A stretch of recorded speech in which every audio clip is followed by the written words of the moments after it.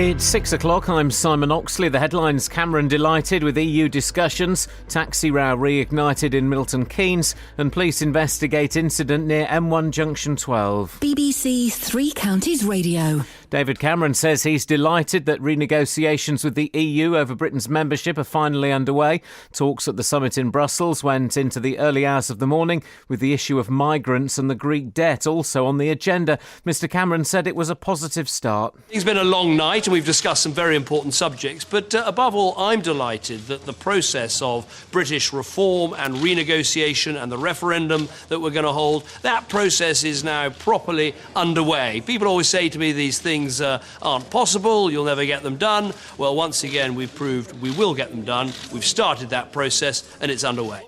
European leaders have also agreed to relocate tens of thousands of migrants who've arrived in Italy and Greece. They will be moved to other EU states over the next 2 years on a voluntary basis.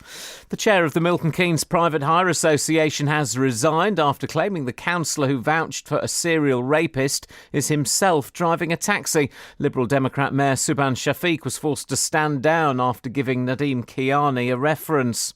Police in Bedfordshire say 2 men have been arrested following an incident near to Junction 12 of the M1 yesterday afternoon. One of the men was injured. A number of road closures were put in place after the incident just before 4:30. Sergeant Chris Kent is from Bedfordshire Police. Investigated an incident where 2 vehicles have been involved. 1 person's been injured and 2 people have been arrested. Certainly not a collision. We're not quite sure what's caused it at the moment or what's led to this incident happening. So I can't really clarify too much at the moment. MPs on the HS2 Select Committee are making a second visit to Buckinghamshire this morning, talking to people affected by the proposed route of the high-speed line. Today they're in the north of the county, visiting Claydon House, Waddesdon Manor and Common Speaker John Burko's Buckingham constituency. Meanwhile, rail passenger groups have criticised the government's decision to put various schemes on hold, including the electrification of the Midland Main Line north of Bedford. The Thameslink improvements remain, but Linda McCord from the passenger group Transport Focus says the alterations will be a blow for rail travellers. Passengers are just going to be so disappointed with all of this. After all, as passengers, we've paid more and more fares each year. And part of that was that we were expecting lots of improvements to be made that were going to make our trains more punctual and reliable. It would be extremely disappointing to hear that some of that planned improvement is now not on track. Tributes have been paid to the actor Patrick Macnee, who starred in America at the age of 93. He was best known for playing the debonair secret agent John Steed in the 1960s series The Avengers. In sport, the draw for Wimbledon takes place today, with Andy Murray seeded third in the men's singles. The tournament starts on Monday. And the weather, cloudy, warm and humid, with some showers spreading east later on, a maximum temperature 24 degrees Celsius. And you can get the latest news and sport online at bbc.co.uk/3 counties. Thank you, Simon. Morning, Iain Lee, BBC Three Counties Radio. Let's not beat around the bush. Hearts and bucks. This is BBC Three Counties Radio. It's Vinyl Friday. Yeah. Who's that next to you? Danny. Why have we got someone I've never met before working on the show? Danny was here yesterday. He's me, remember? No, don't remember that. No, I was here. Yeah, okay. Don't talk back. Don't talk back. I'm not talking about. It's talking back. Still... Just stop talking back. I'm just Stop it. Zip it. I can't get the record player to work. We should now be hearing Merle Haggard. Yeah, that's right, guys. Merle Haggard. And I am just going to whack all of these bad boys up. No? Okay. We don't need to assign it to anything. Did we assign it before? No, I don't remember that. We're back in the studio where I poured coffee just the other day and broke the studio a week into it. And can't get the studio to work. Can't play records. I mean, if you listen... You can't... I mean, you can't, it's just... There's nothing, is there? I thought you used a sort of extension cable or something. No, the extension cable... No. The extension cable is for this. Oh, no, hang on. No, that doesn't work. Hang on either. Oh, blimey. The extension cable's for this. I would not say yes, but I certainly would not say no. The record is going round. Okay. The needle is on the record. And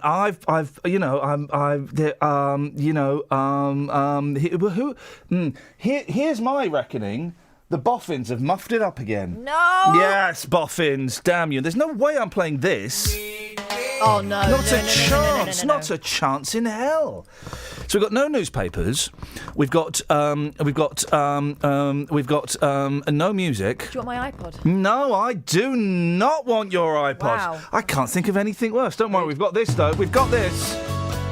This is Nick Coffer. On BBC Three Counties Radio. Now, yesterday we told you that Luton Borough Council definitely hadn't been suppressing the results of a survey that they did into the town's image 2 years ago. They'd quietly released it the day we discussed it on air. The suspicion from some quarters was that people's perceptions were less flattering than they liked. And having now seen the results 2 years after they were submitted, there might just be something to that. So what do the people of Luton think? Well, and people outside Luton as well. Sian Timoney is the Deputy Leader of Luton Borough Council and joins me now. Morning, Sian. Good morning, Ian. How are you this morning?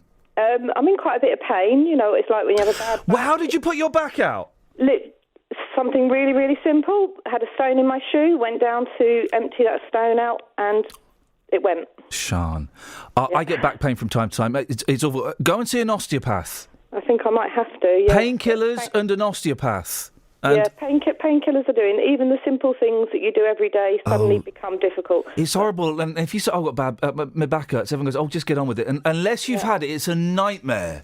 Absolutely. But thank you for your sympathy. Well, I hope you get sorted out, because I suffer from back pain, and it can just mess everything up. Now, listen, this survey, it's not great, is it?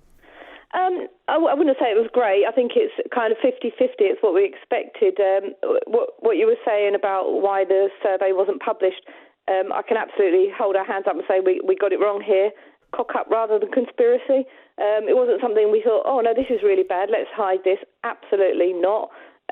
Actually, we were using some of the information, we were analysing it, we were looking, maybe we need to find some way to get some more views, and things just ran away with us, and we forgot all about the bit about publishing. So hands up to that, apologies to everyone, but I can hand on heart tell you it was not done deliberately. And then it came out the day that we spoke about it on the radio. Yeah, I mean, we just got a nudge. Oh, actually, we should have published this. Oh, why didn't we publish it? Oh, I don't know why. Actually, we should have done. So hands up. You know, but it definitely was not. It's not a conspiracy. We're not thinking, well, let's hide this. You've got all the information there, and you can see what it's saying. Luton is dirty. That's what it's saying, isn't it? Things, yeah. Excuse me. Yeah, it's one of the things that people are saying, but there are lots of positives as well. Now, you know, I'm not here to tell you that people's perceptions are wrong. People have views. That's absolutely right that they can hold those views. But, you know, I think there are things that we can work on. I don't think the town's necessarily any dirtier than anywhere else. In fact, I think I mentioned to JVS when I spoke to him about this the other day that majority of our streets in the town, about 94% of them in fact, are maintained to the government standard of A and B standards that they set. And people are generally quite satisfied that. We maintain our weekly bin collections where other authorities don't. Our recycling rates have gone up. So yes, I'm not hiding here and saying the town's fantastic. I know we've got problems. I know there's rubbish and litter. We've all got a part to play there. You did sack half the street cleaners, didn't you? No, we didn't sack half the street cleaners. You know, we've had to. How many of the street cleaners did you sack? I couldn't tell you off the top of my head, but we've had to reduce in budgets, and we have had to. It's about half, wasn't it? Back. But hold on, before you start going, because I know this is Ian. Before you do that, what does that mean? Actually, people. What does that mean? What does that mean, Sian? Because I asked. You won't let me finish. No. I'll let you. No. I'll let you finish. But okay. you sacked about half the street cleaners. That's not. That's a fact. It's not me making stuff up. I don't think the town is much dirtier anymore than it was with more street cleaners. Okay, but this is people's perception, isn't it? The survey is people's perception, and things that stand out: busy, overcrowded, dirty, dangerous and unsafe. Yeah, and also things very positive in terms of. Yeah, we'll talk about the positive. Well, don't worry, Sian. We've got plenty of time. We'll talk about the positives. You know, This isn't going to be a complete whitewash. But this is the results of people's perceptions of Luton. This is the survey: busy, overcrowded, dirty, dangerous, and unsafe. No, I think there are some perceptions out there that people have got, and we do need to work on those. But I think perhaps the dirty thing is a little bit unfair. I don't think it's any more unsafe than any other large town of its size. And that's the key point about it. Luton's got a lot of... There was a shooting and a house was damaged this week. Yeah. There was a bomb scare, and before that there was a stabbing in the middle of the town centre. And you're saying it's not dangerous or unsafe? No, I don't actually. I mean, you'd have to talk to the police about what you think their levels of crime are. I think a shooting, a bomb scare and a stabbing is pretty... Well, I don't feel unsafe in the town. I've lived here all my life. But, Sean, you're very cleverly, you're ignoring what the survey is. The survey isn't... We're not. Well, no, you are. The survey, as far as I'm aware, wasn't what is Luton like, it's what do you perceive Luton to be like. Yes. And people with stories like a shooting, a stabbing, a bomb scare, people perceive it to be unsafe. Absolutely. Okay. And I totally accept that people would think that, and we've got a lot of work to do to try and turn those perceptions around.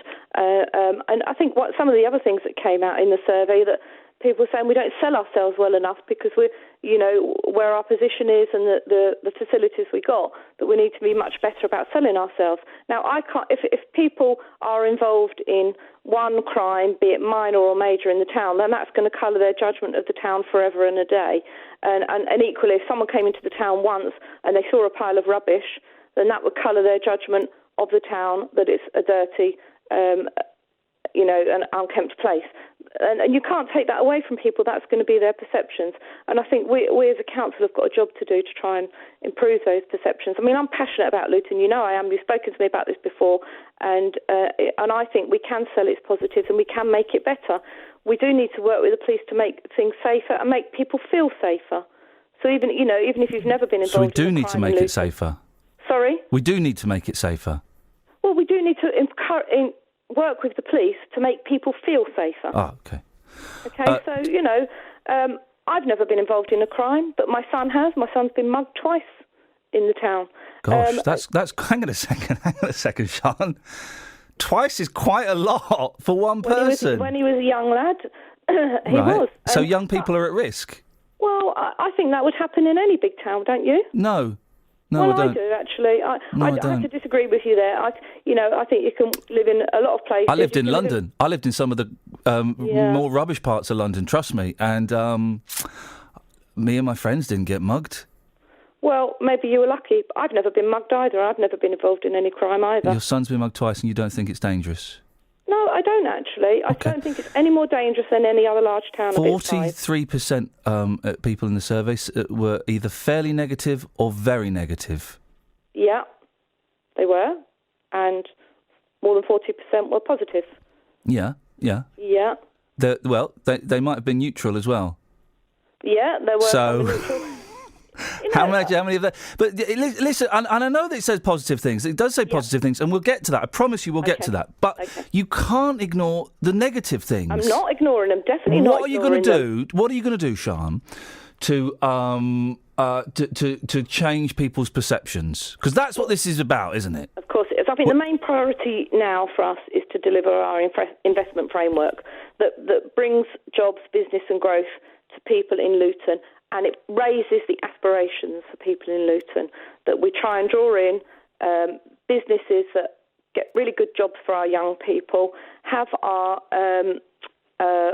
skills academy that will make sure those people who live locally can get those jobs and get the well-paid jobs, and try and improve the town in that way. And if we raise the aspirations, people are saying to us we want better shops and so on. Some of the people on JVS yesterday were saying this kind of things. Absolutely, we do. And that's what we're trying to do with our investment strategy, to raise the profile of the town. We've had bad press for many, many years, haven't we? So let's start selling it a lot better, and let's bring good things into the town so people feel more confident here. And I did say we would, and I know that none of you lot in Luton Borough Council like me. You'd all prefer to go out on Roberto's show and have a nice easy ride. But come on, we know. Listen, Sian, we've tried to get you lot on this show enough times. Here I am with my bad back. I know you are, but we've tried enough times only to be told no one can do it, and then we listen to Roberto in the evening, and everyone's getting a nice easy ride. Come on, we've worked you lot out. Give people an easy ride. Yeah, yes, I do. Give us some of the positives that are in the survey, because it isn't completely negative. No, you're absolutely right. I think some of the positives are really good. They talk about our position in terms of transport, so we can get into London, in 30 minutes. We've got a great airport, we've got a fantastic university. The Luton Town Football Club was one of the big things that came up a lot. And people actually saying things about diversity and community relations in a positive way. Yes, some of them mentioned it in a negative way, but also in a positive way. And I think there is a lot to be proud of there, and I think many people in the town are proud of the town. I like Luton. Well, I know we've moved to Dunstable. Yeah. We worked in Luton for 3 years, and people say, "Oh, you work in Luton?" I thought, I go, no, it's nice, actually. Yeah. It's all right, it's good. It's got some good bits and pieces about it. We've got some fantastic schools. We've got some brilliant parks. If you go down to all the work, if you look at all the work that we've done in the town centre, coming from the train, you cannot say that that's not improved now, the image of the town centre and the things that we're trying to do there, coming from the train station and the pedestrianised area, looks fantastic. All the work around the university, it looks brilliant around there, and there's some great places to go. So, I think there are a lot of positives there. We just need to be better at selling them. One of your callers on JVS yesterday gave some fantastic, I think JVS himself, some fantastic ideas about places like Bury Park that have got a bad image, let's sell them in a positive way, a bit like the Curry Mile and those kind of places. Oh yeah, there's some great restaurants. Yeah. Listen, one final thing, Sean, because we're out of time, and I want you to go I want you to go and lie on the floor, put your knees up, feet flat on the floor, and get a tennis ball under your head. Trust me, it'll work. Tomorrow, horrible, nasty, extreme right-wing bunch of racists, Britain First, are going to be marching through the town. Hey, listen, it's everybody's right to protest and march, but it's things like that doesn't help the town's image either, does it? Totally agree. It is unfortunate that on the survey some people did mention things like that gave the town a bad image, and the press will have a field day on it. And again, we're in the news for bad reasons. Let's get us in the news for good reasons. Sean, you see, now go and spread the word. It's not that bad. No, absolutely. Go and spread the word at the next council meeting and tell them all to come on here. We've got a much bigger audience than Roberto. You'll sound better. Have a lovely day, Sean. I hope things get better with your back. Thank you very much, Iain. Cheers, ta-ta. Bye. Right, 03459 455 555. Travel news for beds, cards and bugs. BBC Three Counties Radio. In Gerrard's Cross, Amersham Road has a lane closed still in both directions, northbound, between Oxford Road and Kingsway after a police incident. That's still closed. On the A4 four wheels and Gerrard's Cross. Amersham's furious. Amersham's furious. Who's Amersham? Amersham Road has a lane closed. That's Gerrard's Cross. Amersham's furious, and High Wycombe's a bit miffed. Okay. But they're okay for travel, though. No, they're looking quite quiet. She doesn't get it. I don't get it, no. It's hard to say. Tongue twister. No. Is that it's a wicked joke. Gerrard's Cross. Amersham's furious. High Wycombe's a bit miffed. That's not a very good joke. Oh, Sammy, well, that's not a very good travel bulletin. I'm sorry, you interrupted. If you finished, you have now. Unbelievable.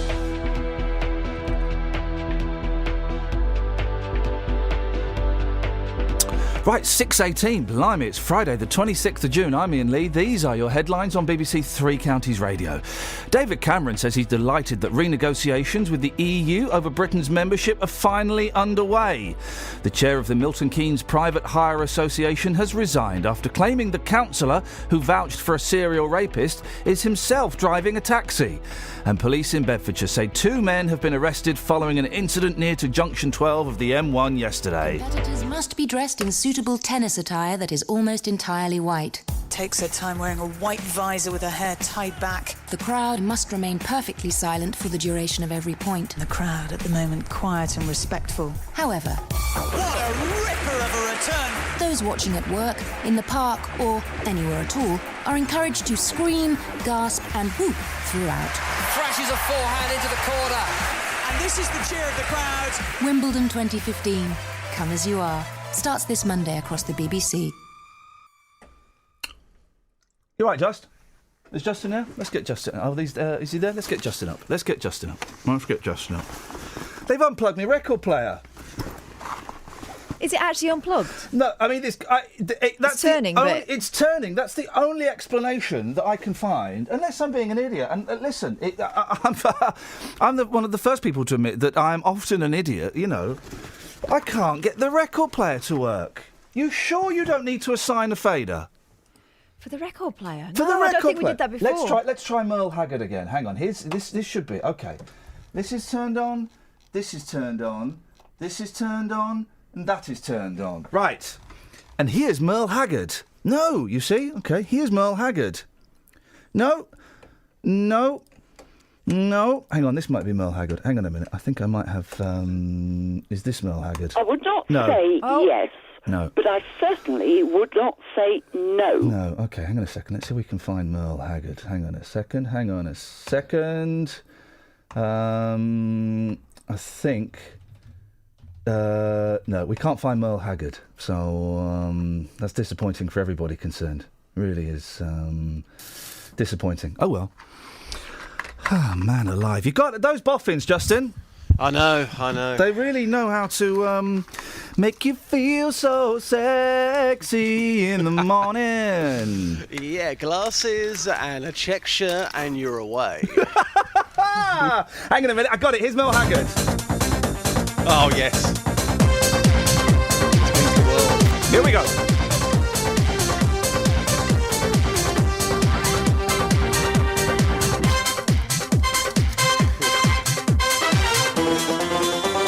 Go on, son.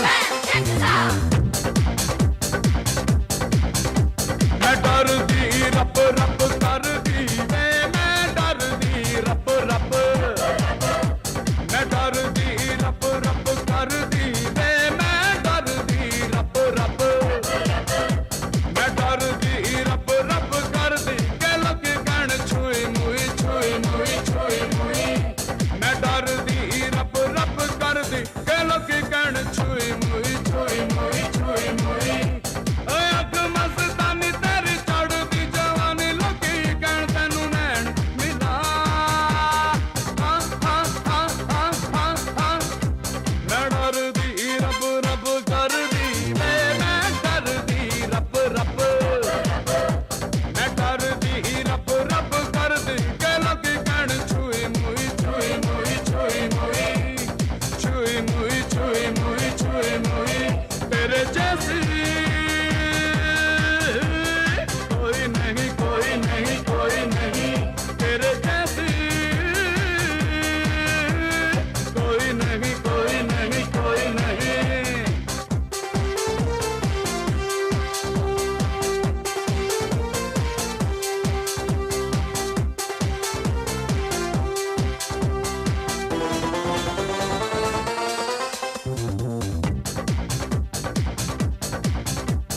ਹਾਏ ਹਾਏ hello hello ਜਿੱਥੋਂ ਲੰਘਦੇ ਮੁੰਡੇ ਕਰਦੇ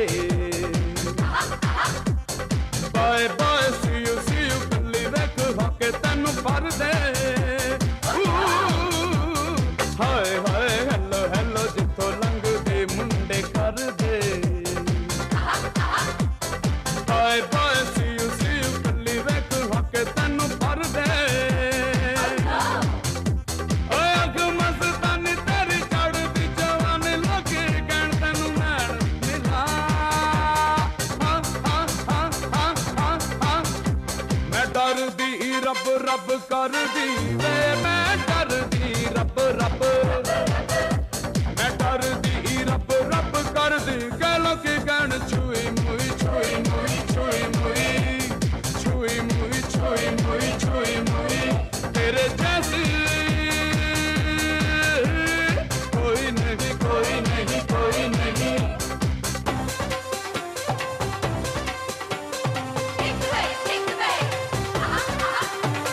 ਪੁੱਤ ਜਿਹਾ ਰੰਗ ਤੇਰਾ ਵੇਖ ਸਾਨੂੰ ਹੋਇਆ ਸੰਦੂਰੀ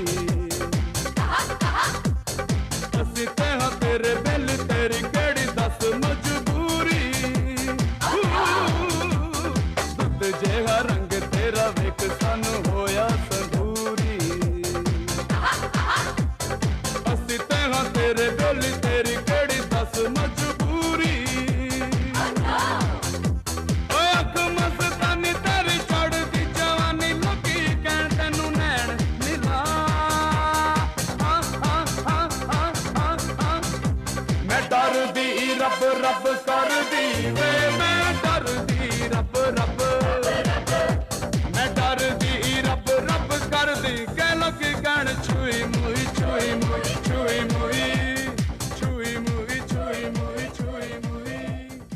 That's what I'm talking about, Justin. Oh, That's what I'm talking about. No record player. We're having that on repeat this morning. Yeah? Brilliant.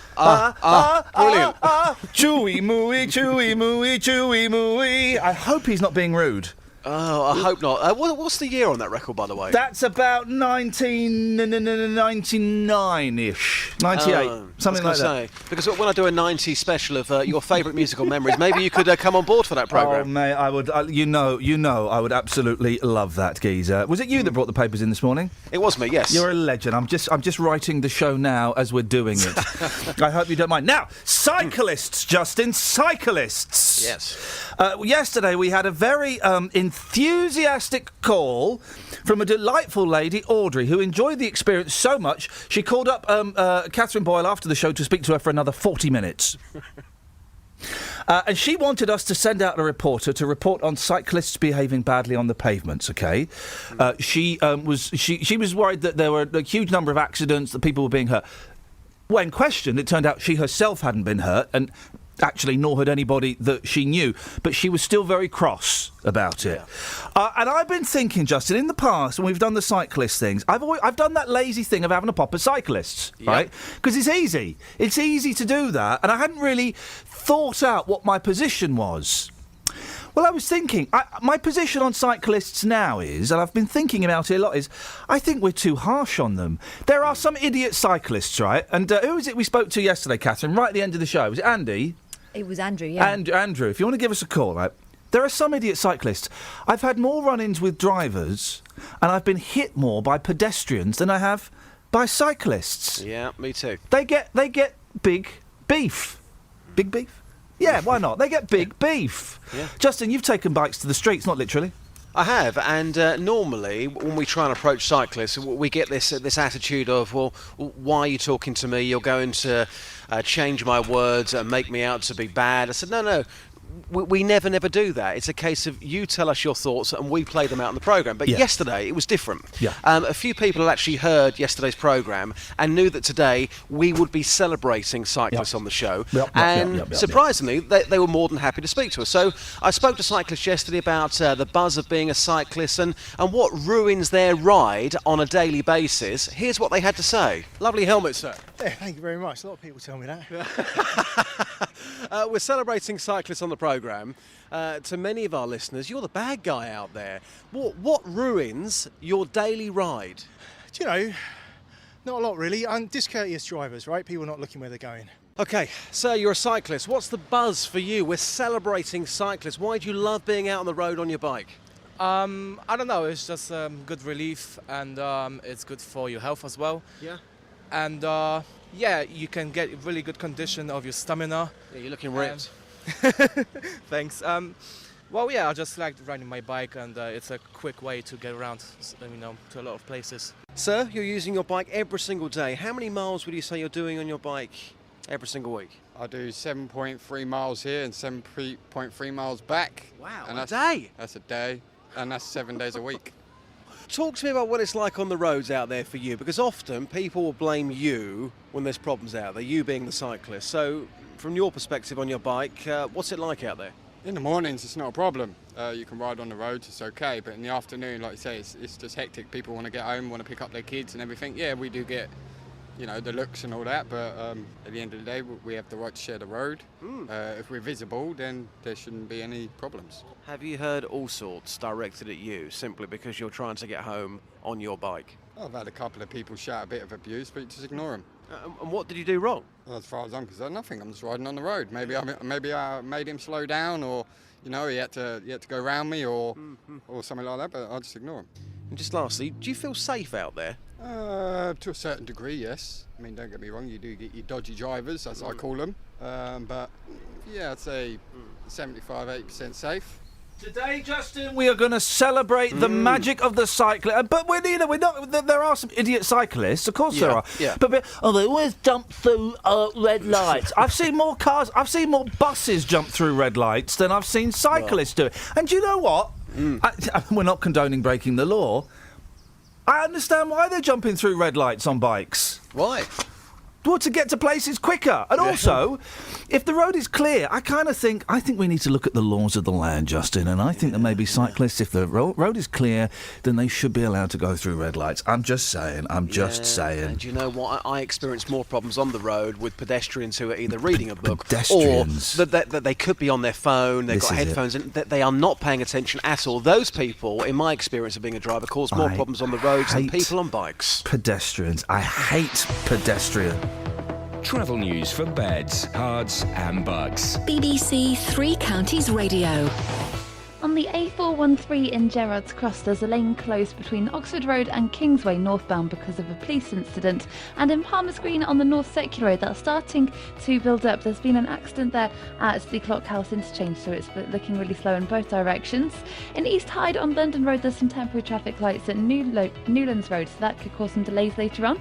And looking at the speed sensors in Milton Keynes, it's still really quiet this morning. But on Standing Way at the Kingston roundabout, there's roadworks, so expect delays there. No problems reported on the trains this morning so far. Samantha Brough, BBC Three Counties Radio. Across beds, hearts and bugs. This is BBC Three Counties Radio.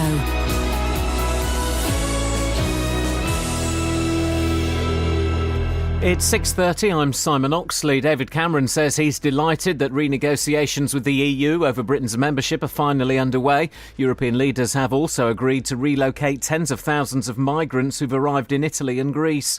The chair of the Milton Keynes Private Hire Association has resigned after claiming the councillor who vouched for a serial rapist is himself driving a taxi. Liberal Democrat Mayor Subhan Shafiq was forced to stand down after giving Nadeem Kiani a reference. Police in Bedfordshire say 2 men have been arrested following an incident near to junction 12 of the M1 yesterday afternoon. One of the men was injured. And MPs on the HS2 Select Committee are making a second visit to Buckinghamshire this morning, talking to people affected by the proposed route of the high-speed line. Three Counties Sports. BBC Three Counties Radio. The draw for Wimbledon takes place today with Andy Murray seeded third in the men's singles. The tournament starts on Monday. Milton Keynes Dons players return to training today to start preparations for the new season in the Championship. The squad will report to Stadium MK for fitness tests ahead of their pre-season training camp in Ireland. Australia's cricketers continue their Ashes preparations today against Kent at Canterbury. Yesterday the tourists reached 348 for 3, as Pat Murphy reports. When the lowest completed score of the day is 56, you could say it was a satisfactory start to the tour for the Australians. It's hard to know which of Chris Rogers and Sean Marsh impressed more in their bid to be David Warner's opening partner for the Cardiff Test, but in their contrasting fashion, they put on 181. Rogers 84, Marsh 114, and then Steve Smith came into play with his usual dash and gusto, ending 71 not out. Michael Clarke punched some crunching off drives in his 56. Today, it'll eventually be the bowler's turn to try to impress their captain. And Nicola Adams has made more boxing history. She's added European Games gold to her Olympic and Commonwealth titles. Great Britain also won a further 6 swimming medals to move up to third in the overall table. BBC Three Counties News and Sport. The next full bulletin is at 7.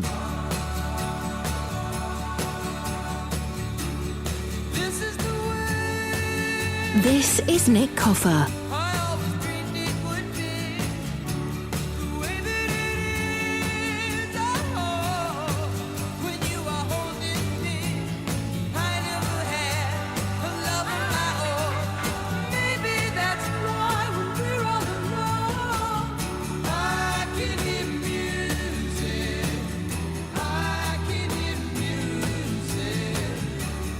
Sound of the city, baby, seems to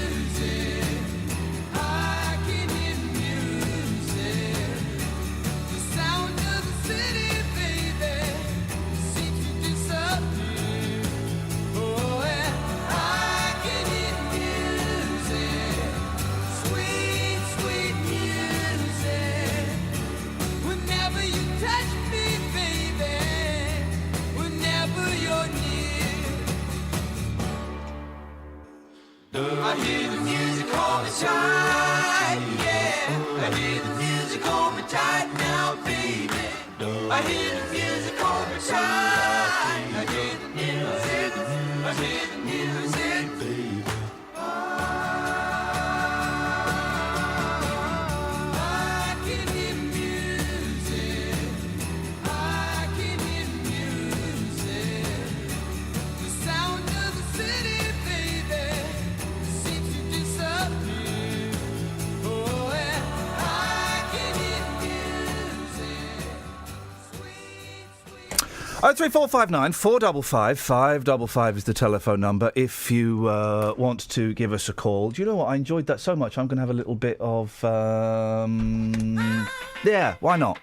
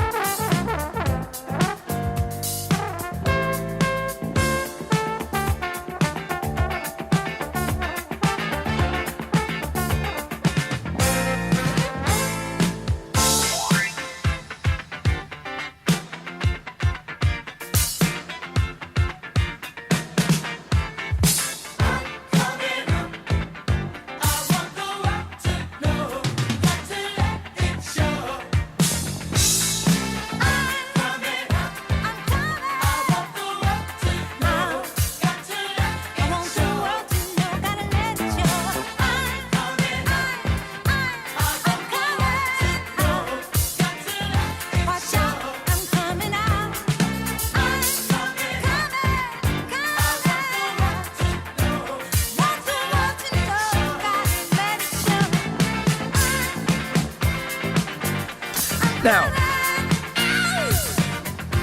all right, love, calm down. Now, so lots of people, including young Kelly Betts, have gone to. Well, it's not even in Glastonbury.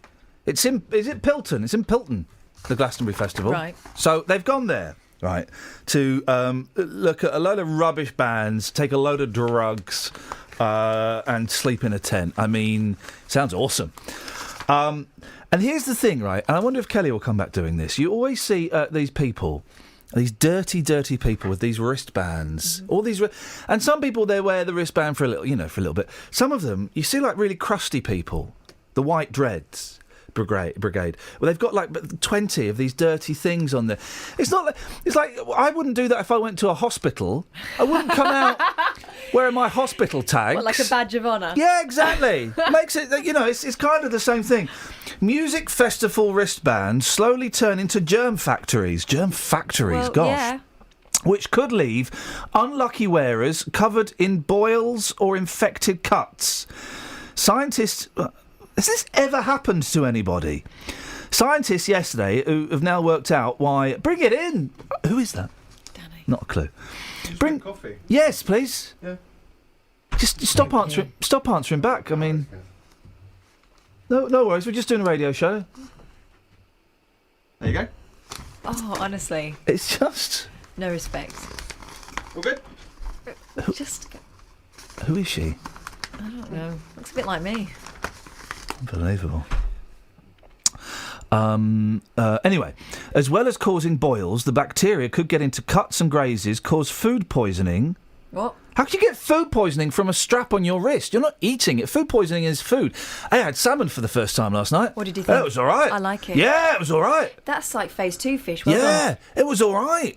Never had salmon before. It was all right. The kids were eating it. I went, let me have some of that, son. Oi! Next stop, tuna steaks. No, I'm not even going for tuna. Problems arise because fans often wear their beloved bands for many months as fashion items. Some flaunt $5 to go. I've seen more than 5, you scumbags. Tests on tube. Oh, you dirty, dirty so-and-so. Tests on 2 bands on a fan's wrist since the Reading Festival in 2013 Filth. Showed they were home to around 9,000 micrococci and 2,000 streptococcus bacteria.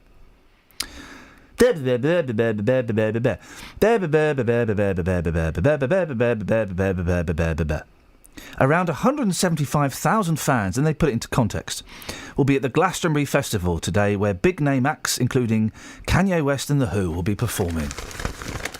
You dirty...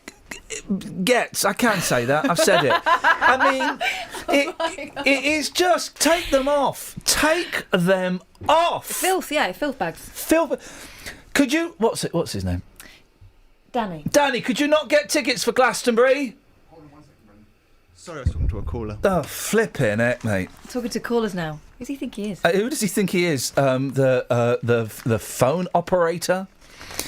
Have you found anything in the papers that you've had for 30 seconds? Yeah, Thanks, Joss! I have. Brits are being urged to give up their digital gadgets for 24 hours this weekend. Parenting website myfamilyclub.co.uk hopes its National Unplugging Day will help families to enjoy an old-style family day only Sunday. Try that coffee.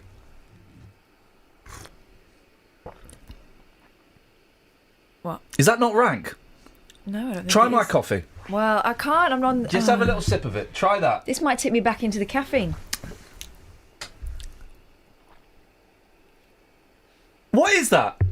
Yours tastes funny. I don't want... Yours What tastes have you rusty. What have you done to my coffee? I think one of them is decaf, but I got confused on the way in. So what did you do? Just wee in it or something? No, one of I bet you've got mine. Maybe swap brands, see if you like each other's. I don't dislike it. Good. No, mate. No, mate. No. I've got the taste of metal in my mouth. It is metal, isn't it? Where did you get that water from? The kettle. No. Oh, no, we don't use the kettle. We've got a hot tap. We've got a boiling hot tap What's now. the point of having a kettle? Exactly. That. Tastes... No. We've got a work experience. Send a workie out on it. Go on. Unbelievable. What is the attitude of young people these days? Unbelievable. Anyway, go on. Yeah, so anyway, switch off your devices. I don't know. Saying that they want to return to the old-style family day on Sunday. Sundays used to be really boring. Yeah, I am going to plug in more gadgets. Hey, getting rid of Sky in my house. Really? Getting rid of Sky. I phoned them up. Can I get rid of you? Not until August. All right, see you then. So I said, see you then. She said, "What? Why do you want to get rid of this?" I said, "Because I don't watch you now. It's Amazon and Netflix, isn't it?" She went, "Give you a discount." I said, "No, too late." Too late? We'll give you a discount. I said, "No, too late, love." They always chase you once you're already going. Yeah. Yeah, so we'll give you... I said, no, it's too late for a discount. Anyway. You wait in August, they'll be begging. You get it, don't you? Yeah. Gerrard's cross, Amersham's furious, High Wycombe's a little bit miffed. Yeah, absolutely. Well, this young lady doesn't get that. Travel news for beds, cards and bugs. BBC Three Counties Radio. In Gerrard's Cross on Amersham Road, there's a lane closed northbound between Oxford Road and Kingsway. That's because of a police incident that's been going on for a few days there. In New Southgate on the A406 North Secular Road, there are queues between Coney Hatch Lane and the Clockhouse interchange after reports of an accident at the Clockhouse junction. Looking at the speed sensors in Dunstable, and it's still very quiet, but there are roadworks going on in Church Streets. They're at the junction for the High Street, so that could cause some delays later on this morning. And also there are roadworks on the A413 in Wendover Dean in both directions between Chesham Lane and Leather Lane. And looking at the train departure boards, there aren't any delays showing up at the moment. Samantha Bruff, BBC Three Counties Radio. Thank you very much, Sammy. 6:46. It is Friday the 26th of June. I'm Iain Lee. These are your headlines on BBC Three Counties Radio. David Cameron says he's delighted that renegotiations with the EU over Britain's membership are finally underway. The chair of the Milton Keynes Private Hire Association has resigned after claiming the councillor who vouched for a serial rapist is himself driving a taxi. And police in Bedfordshire say 2 men have been arrested following an incident near to Junction 12 of the M1 yesterday afternoon. Let's get the weather. Here's Elizabeth. Beds, Herts and Bucks weather. BBC Three Counties Radio. Hello, very good morning to you. We're seeing a few outbreaks of just a light patchy drizzle just towards, western areas really of the three counties. That's what we can expect to see over the next couple of hours or so. It won't be completely dry, just a little bit of drizzle falling from the thickest of the cloud. There's a lot of cloud around today, a much cloudier day than we saw yesterday, but it's still feeling quite warm and muggy despite the relative lack of sunshine. We've got high humidity levels at the moment. So with a bit of brightness perhaps this afternoon, we'll still see temperatures rise up to around 21 or even 22 degrees Celsius, and there will be some brighter spells at times, just the risk of a bit of drizzle, so not completely dry, although most places will stay dry for most of the day. What we might also see is just into the late afternoon, perhaps 1 or 2 big rain clouds start to form just as we get a little bit of heating, but they'll tend to be very, very isolated, I suspect. So most places dry for most of the day, a little bit of drizzle, as I said, and lots of cloud. Overnight tonight, we're going to see into the evening a very weak cold front go through, so it will feel a bit cooler tonight than it has done in recent nights, and a fresher feel to things tomorrow. But tomorrow, if you've got something planned, it's going to be a lovely day, lots of sunny spells around, and despite the fresh feel, obviously the sunshine will help the temperature rise, and we're probably looking at highs of around 23 or even 24 degrees Celsius tomorrow. So all in all, it's not going to be a bad day. Sunday a little bit worse though. We'll start off on a bright note, a dry bright note, but things are going to cloud over quite quickly. We'll get a few spots of rain possibly into the late afternoon, and then as we head into next week, maybe 1 or 2 isolated showers on Monday, but again a pretty nice day. Temperatures are going to start to climb. By Tuesday and Wednesday we could be looking at temperatures quite close to 30 degrees. That's the forecast. Every weekday from 3. Local stories. People in Watford are being urged to celebrate their local heroes by creating a postcard in their honour. In other local news, rugby fans are being warned to watch out for fake World Cup tickets. Roberto Peroni. Now, a metal detectorist has discovered an archaeological find in a field near Royston in Hertfordshire. Taxi drivers in Luton are demanding to be allowed to drive in bus lanes at all times. There is to be a new station at the Leighton Buzzard Narrow Gauge Railway. Roberto Peroni. Weekdays from 3 on BBC Three Counties Radio.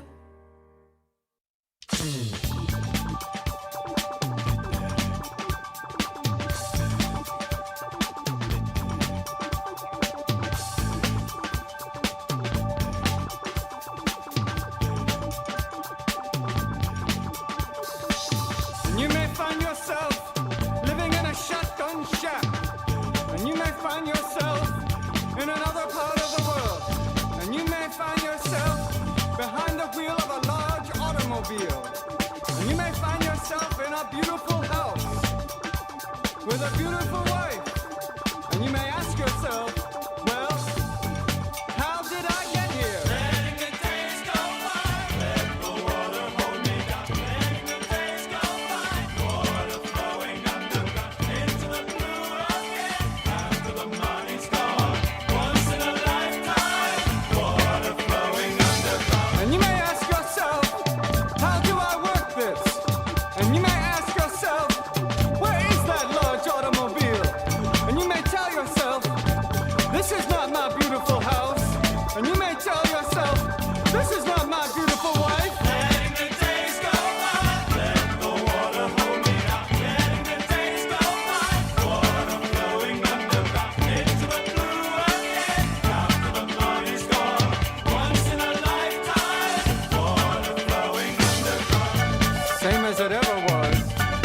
Same as it ever was. Same as it ever was. Same as it ever was. Same as it ever was. Same as it ever was. Same as it ever was.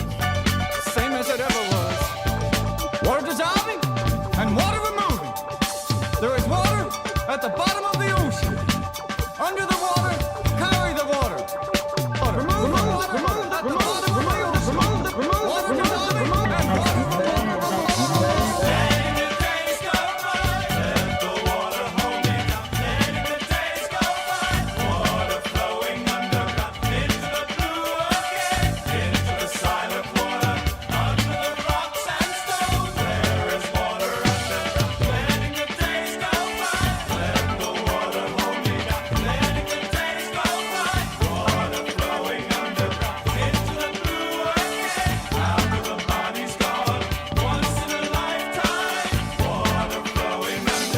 You may ask yourself, what is that beautiful house? You may ask yourself, where does that highway go to? And you may ask yourself, am I right? Am I wrong? And you may say to yourself, my God, what have I done? Monitor. Doorways. Stetson.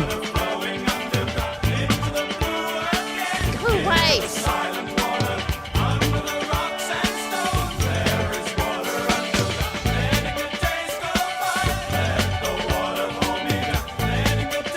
I don't want to blow my own trumpet because I haven't got one. Same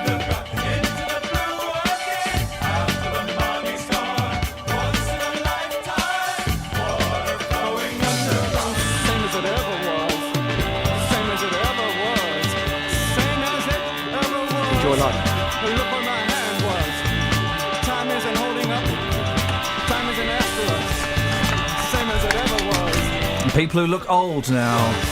David Byrne looks very, very old. Same as it ever was. Same as it ever was. Dean Gaffney looks older than 37. That's what he's claiming he is these days. Well, 37 years old. He's always had an older face than his body, hasn't he?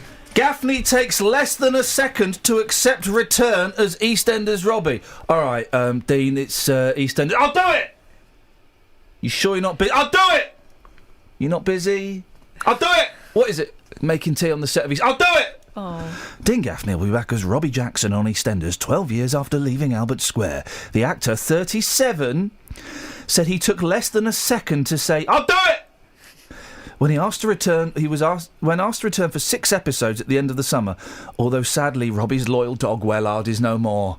Well, no, he died on the show, didn't he? He died on the show. Filming starts next month for the scenes, which will be tied in with the departure of Lindsay Coulson, 55, who plays his mum, Carol. Show boss, Dominic Treadwell-Collins, told him Robbie had been overlooked for too long and was needed to give Carol a fitting send-off. Dean said... This is Dean Gaffney, who's not done anything for ages, right? He did a lot of clubbing, didn't he, for a while? A lot of clubbing, and he did a lot of models. Dean said he has long wanted to return home to Walford and hopes to stay on. He joked, I'm going to get Dom drunk tonight and see if he'll elongate it. What? What a weird sentence. Elongate what? He said he was in a supermarket with Coronation Street star pal Ryan Thomas when the EastEnders offer came in. He said, I wasn't really supposed to say anything, but Ryan's always known I've wanted to come home, so we were both over the moon. Robbie left Walford to go to India for a new life with widow Nita in 2003. He's been back twice, the last time in 2010 for Sister Bianca's wedding when he revealed Nita was pregnant. Oh, so he'll have a kid? All right. And a woman with big boobies is the front page of The Sun. Well, she's a big fat lady with massive boobies. Had a car crash. Her boobies saved her. Front page of Britain's biggest selling newspaper, dear listener. The Front Page, for goodness sakes. What you got? Squeezy does it as Gymnast 7 leaps to rescue, right? I'm having to ride the faders every time somebody else speaks in here. Yes, okay. Little Martha Salisbury has been hailed a hero after she came to the aid of a stricken pensioner by squeezing through a tiny gap in the window. What actually happened was everyone was thinking, how on earth do we get this to this poor old lady? She's there on the floor. We can't get through. There's a small person. Let's use her. Yeah. Thankfully, she's bendy. Martha, 7, used her gymnastic skills to help police officers who were too large to get into the woman's home. Broken Britain.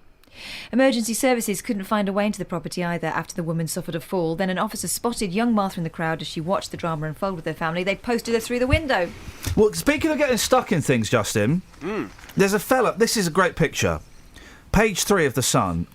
No. Boozy golfer's head wedge. Hole bin 1. Oh. Prankster stuck after few too many rounds. Right, so you know you get the council bins, right, where it's like a black cylinder. I can see one from here. There's a black cylinder, it's got a lid on the top, and there's, like, holes around the side you put your rubbish in. Yeah. He's put his head in just. Why has he done that? Because he's drunk and he plays golf. Those two things equal idiot. Yes. Tipsy golfer Dave Sayers landed in the rough when he wedged his head in a bin. Dave, 49, had drunk 12 cans of strong lager and cider during a charity golf day. I love the emphasis on strong. Brilliant. He pretended to throw his clubs away after a dodgy shot, but they would not fit in the bin, so he put his head inside. Dave spent 10 minutes stuck as laughing pals filmed him. They eventually smeared him in Vaseline to get him out. Businessman Dave said, "When I'm in a silly mood, I do silly things." Dave, you absolute massive plum. What are we going to send Dealey out for the rest of the show on? What have you been stuck in? Can you? Well, no, you couldn't get something on that, could you? I don't know. What have you squeezed into? What have you squeezed into? What have you been stuck in? Yeah, leave it with me, no problem. All right, I'm thinking of your trousers. Oh, yeah. Right. Do you need Vaseline to get out of those? Leave my trousers alone. Do you talc up before you climb in? No, I have got 3 pots of Vaseline in my bag, though, just in case. Thanks for calling. I mean, really, it's just outrageous. All right, so this morning, what have you got stuck in? What have you squeezed yourself in? Of course, as always, your Sir Lemworth of Hemworth stories, Lenny Henry, as you may know him as. And today, we are celebrating the magic of the cyclists. I've for too long have we suffered the slings and arrows of outrageous fortune, and I have lain on the soft side of just dissing cyclists, because that's what I'm supposed to do in my job. But I hadn't actually formed an opinion on it, and I apologise. I have formed an opinion on cyclists now. I think they're all right. I think they're all right. I think there are some idiot cyclists, of course, but I've seen more drivers and more pedestrians committing acts. Flip it. You drive through London, the number of idiots just walking in the middle of the street. Just walk out the way, and then you beat them, and they give you the fingers. They do that sign. They do that sign. They do all of the signs. Some of them I don't even know because they're foreign signs, and it really is.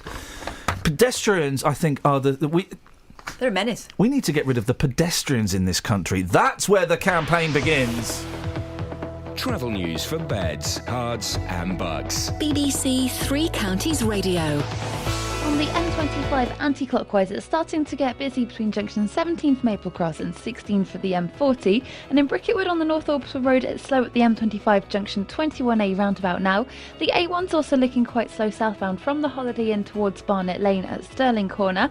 And in Gerrards Cross on the A413, there's still a lane closed northbound there between Oxford Road and the Kingsway. There's no reports of any problems on the train so far, though. Samantha Bruff, BBC Three Counties Radio. Do you seriously not get it? Are you kind of like being Sid Little to my Eddie Large? Well, no, I get. And maybe I don't get it because I don't think it's very good. It doesn't matter. It's a Gerrard's Cross, but what about the others? Right, so Gerrard's Cross, yeah? Amersham's furious, and High Wycombe's a little bit miffed. Who are those people? Are they They're not people, mate. They're not people. They're places. Well, places can't be cross. No, well, Gerrard's Cross, though. Yeah, he is. No, but it's a... He's got a lane closed, so he will be. Is there anyone else that can do the bulletin at 15:15? Why? Yay! Local and vocal across beds, hearts and bucks. This is BBC Three Counties Radio.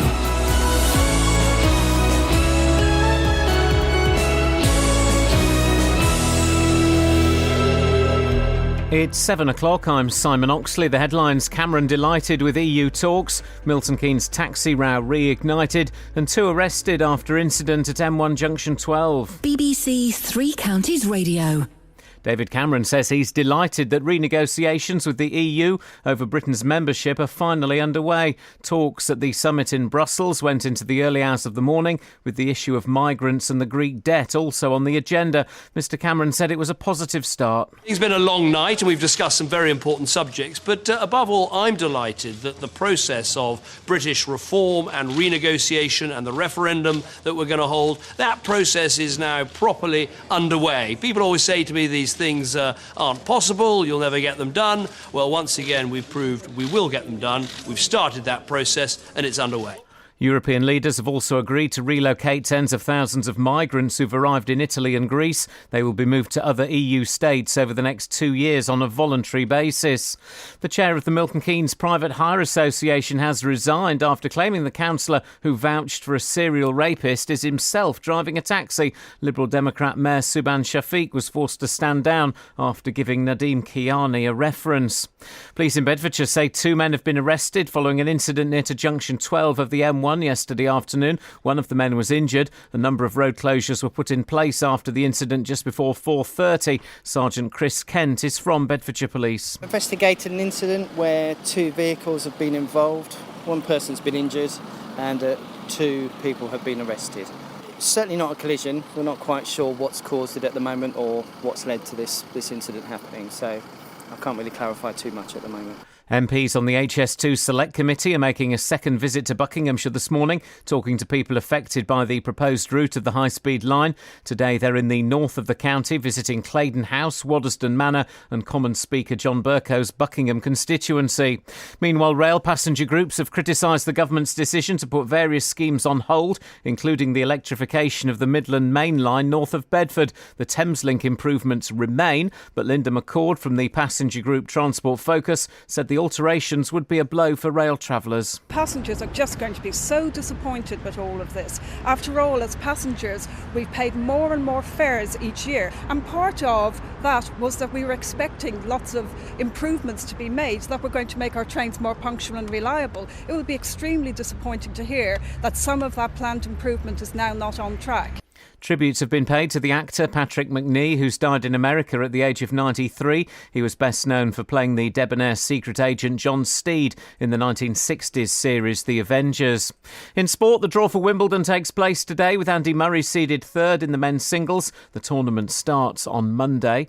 The weather, cloudy, warm and humid, with some showers spreading east later on. A maximum temperature 24 degrees Celsius. And you can get the latest news and sport online at bbc.co.uk/3 counties.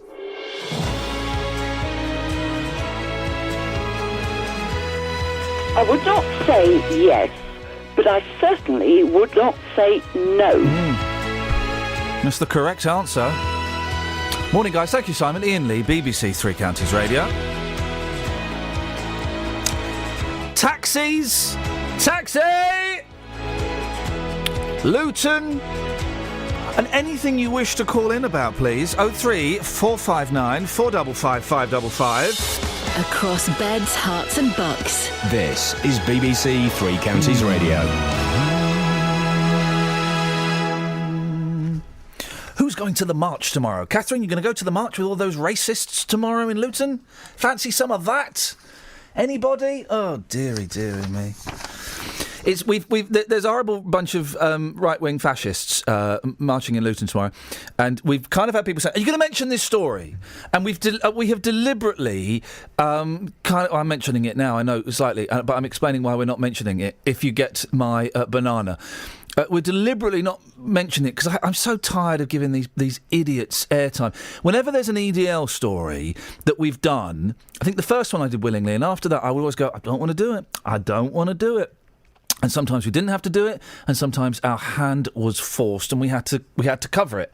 And I've always regretted covering those stories and giving those idiots airtime. And there's this horrible. They're even worse than the EDL. Who'd have thought of doing a silly march in Luton tomorrow? They're just stirring it up. They're just stirring it up. And we were offered the chance to talk about it as. If you want to phone in about it, you can. But for it to be a story that we would do every hour, and I just don't want to. I just don't want to draw attention to those idiots, you know. And the reason I'm drawing attention to those idiots now is kind of saying that this isn't some sort of cover-up, this isn't some sort of conspiracy that we're not talking about.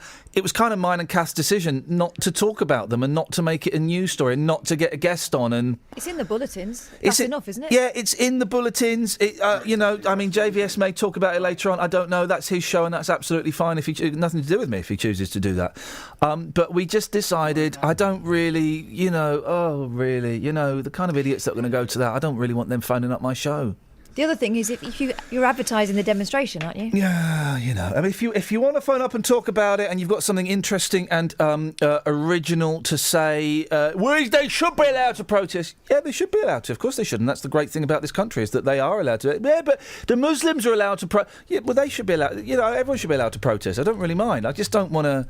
We could have got a guest on. We could have got one of them on. We could have got, a Muslim community leader. We could have got all of these people that don't really mean anything. It's just silly. I don't want to. But also, haven't we had that conversation before? Again and again and again and again and again. So, not on this show. If you want to phone up, talk about it, you can do. But we ain't going with it because I just, you know, there's more to life than letting people know that there are a load of racists are coming to your town. So you better get ready. Some racists are coming to your town.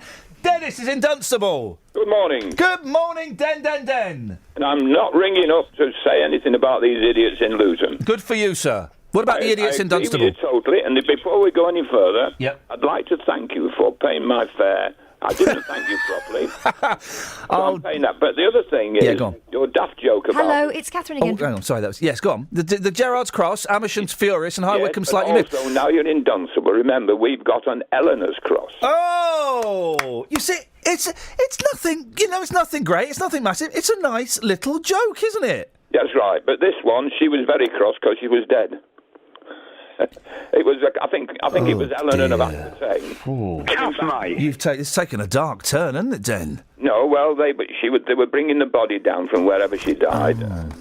Wherever they stopped, they put a cross up. So where is it in the three counties that there's a body hidden in the roof of a bank?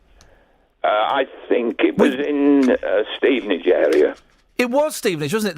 There's a dead body in the roof of a Barclays or something. Yeah, there's probably a few under the floorboards, judging by Barclays' recent behaviour.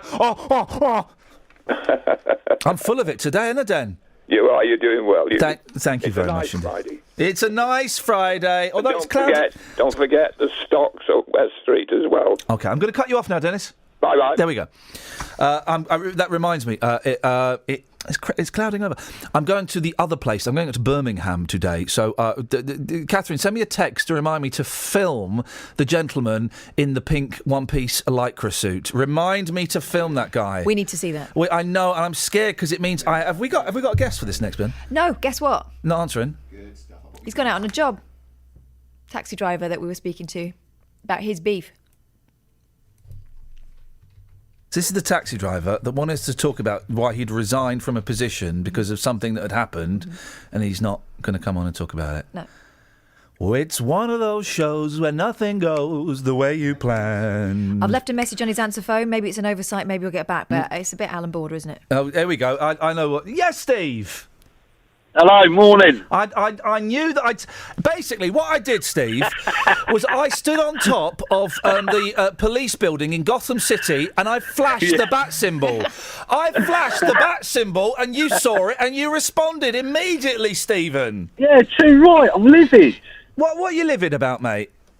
Well, what right have the police and the council got to try and put an injunction on them two people in Britain first? We've got a right. We've been told for years from children, we live in a democracy. We're allowed to protest. Yeah. Listen. And at the end of the day, if people don't like our views, people's views, you should go back to a Muslim country. Well, here's the thing, right?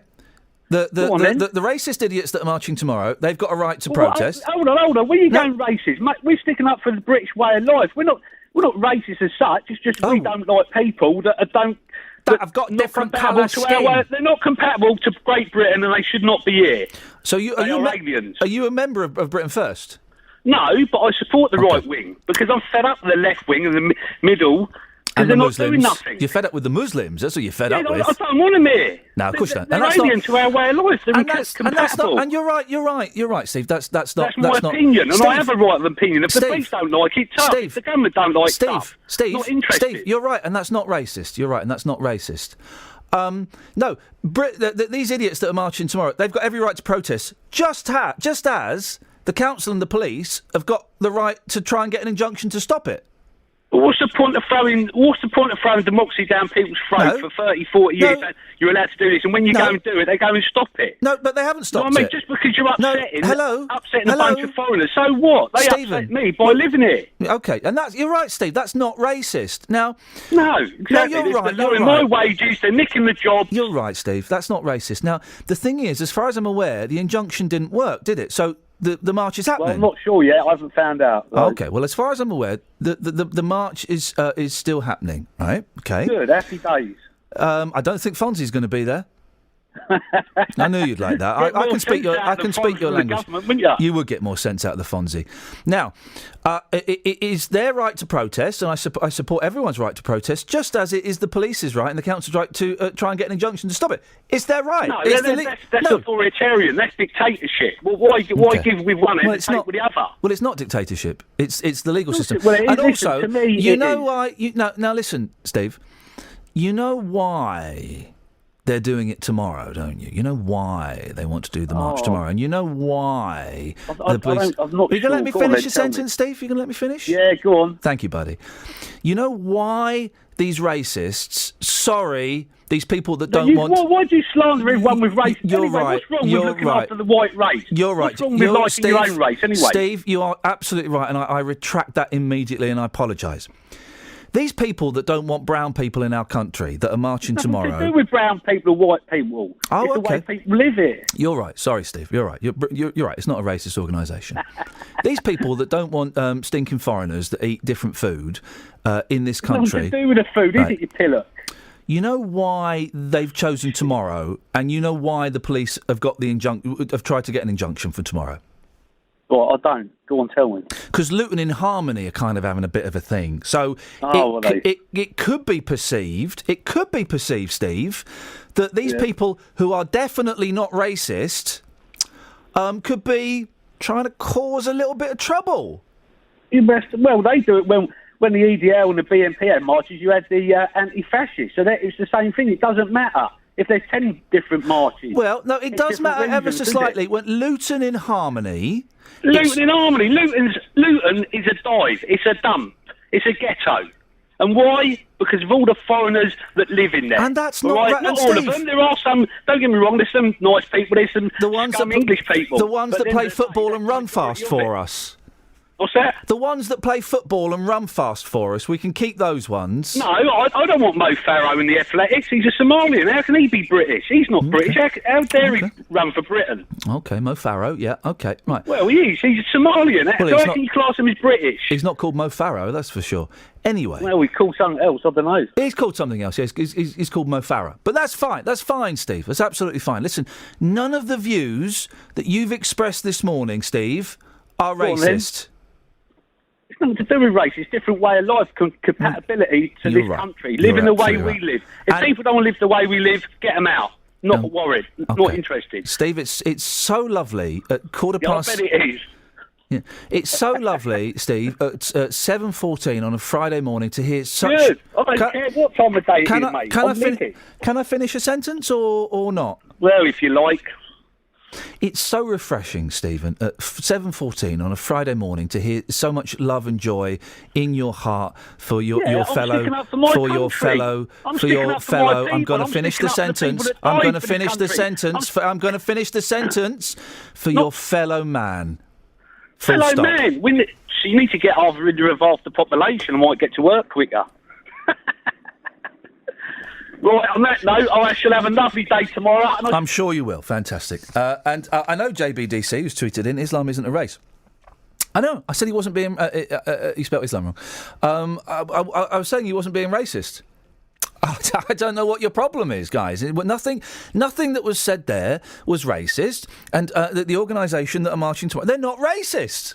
Hey, guys, you know... They just don't want foreigners here. That's all. And they're going on a day when Luton is celebrating its diversity. I wonder if that might cause a little bit of trouble, huh? 03459 455 555. Travel news for beds, cards and bugs. BBC Three Counties Radio. It's getting busier on the M25 anti-clockwise between junction 17 for Maple Cross and 16 for the M40. It's also busy in Bricketwood and the North Orbital Road around the M25 junction 21A roundabout. And in Dunstable, it's looking a little slow on Church Street where the roadworks are at the junction for the High Street North. On the speed sensors, having a look at Aylesbury, that's quite slow on Elmhurst Road in both directions between the A41 and Bearton Road. And also having a look at the A413, that's moving fine northbound in Gerrards Cross, but there is a lane still closed there between Oxford Road and Kingsway. Samantha Bruff, BBC Three Counties Radio. Thank you, Sammy. 7:16, it's Friday the 26th of June. I'm Iain Lee. These are your headlines on BBC Three Counties Radio. David Cameron says the renegotiation of Britain's relationship with the European Union is now properly underway. Bedfordshire Police go to the High Court today in a bid to place further restrictions on a demonstration in Luton tomorrow by the far-right group Britain First. And MPs on the HS2 Select Committee are making a second visit to Buckinghamshire this morning, talking to people affected by the proposed route of the high-speed line. Every weekday morning. One partially closed and the others didn't operate at all. I have contacted other companies who do it professionally, and they said it should have been anchored down. The JVS Show. It was looked over by the garage and they told me do not move the vehicle anywhere. It's a complete death trap. The JVS Show fights for your rights and tackles your consumer problems. I'm getting nowhere. I've tried on numerous occasions to talk to the manager of this company. If you need our help, email jvsshow@bbc.co.uk. So they said, we're going to contact the customer, we're going to have a chat, and we're going to make a gesture to that customer. And we could do the same for you. Without your programme, I don't know what you'd do in the morning. The JVS Show, weekdays from 9 on BBC Three Counties Radio. This is Iain Lee. On BBC Three Counties Radio. Yesterday we had a nice phone call from Audrey, who was very upset that people were getting knocked to and fro by cyclists in Bedford, I think it was. When I asked if it happened to her, she said, well, actually, no, it hadn't. And then when I asked if she knew people it had happened to, she said, well, to be honest, no. But I bet it is happening. I bet it is going on. She was absolutely furious, and it's kind of got me thinking about my attitude towards cyclists, and I thought, well, maybe we'll have a little chitty chat about this. I'm joined now by Graham Knight, who's Secretary of Hertfordshire Wheelers Cycling Club, and also Brian Gregory, who is... have we got Graham yet? Is Graham there? Which fader is Graham going? Oh, he's there. Thank you very much indeed. And also Brian Gregory, one of the directors and founding members of the Alliance of British Drivers. Good morning to you both. Good morning. Good morning. Graham, let's start with you. Do cyclists get a raw deal? I think sometimes. The word some is important in all of this, that some cyclists cycle very badly, some drivers drive very badly. But drivers driving very badly cause a great deal of danger to cyclists. And, of course, cyclists driving very badly cause a great deal of danger to pedestrians and other road users, don't they? Well, when I get off my bike and get into my car, I end up being in charge of something that weighs about 20 times as much, has about 500 times the power, and about 250 times the energy that will be absorbed by anything I hit.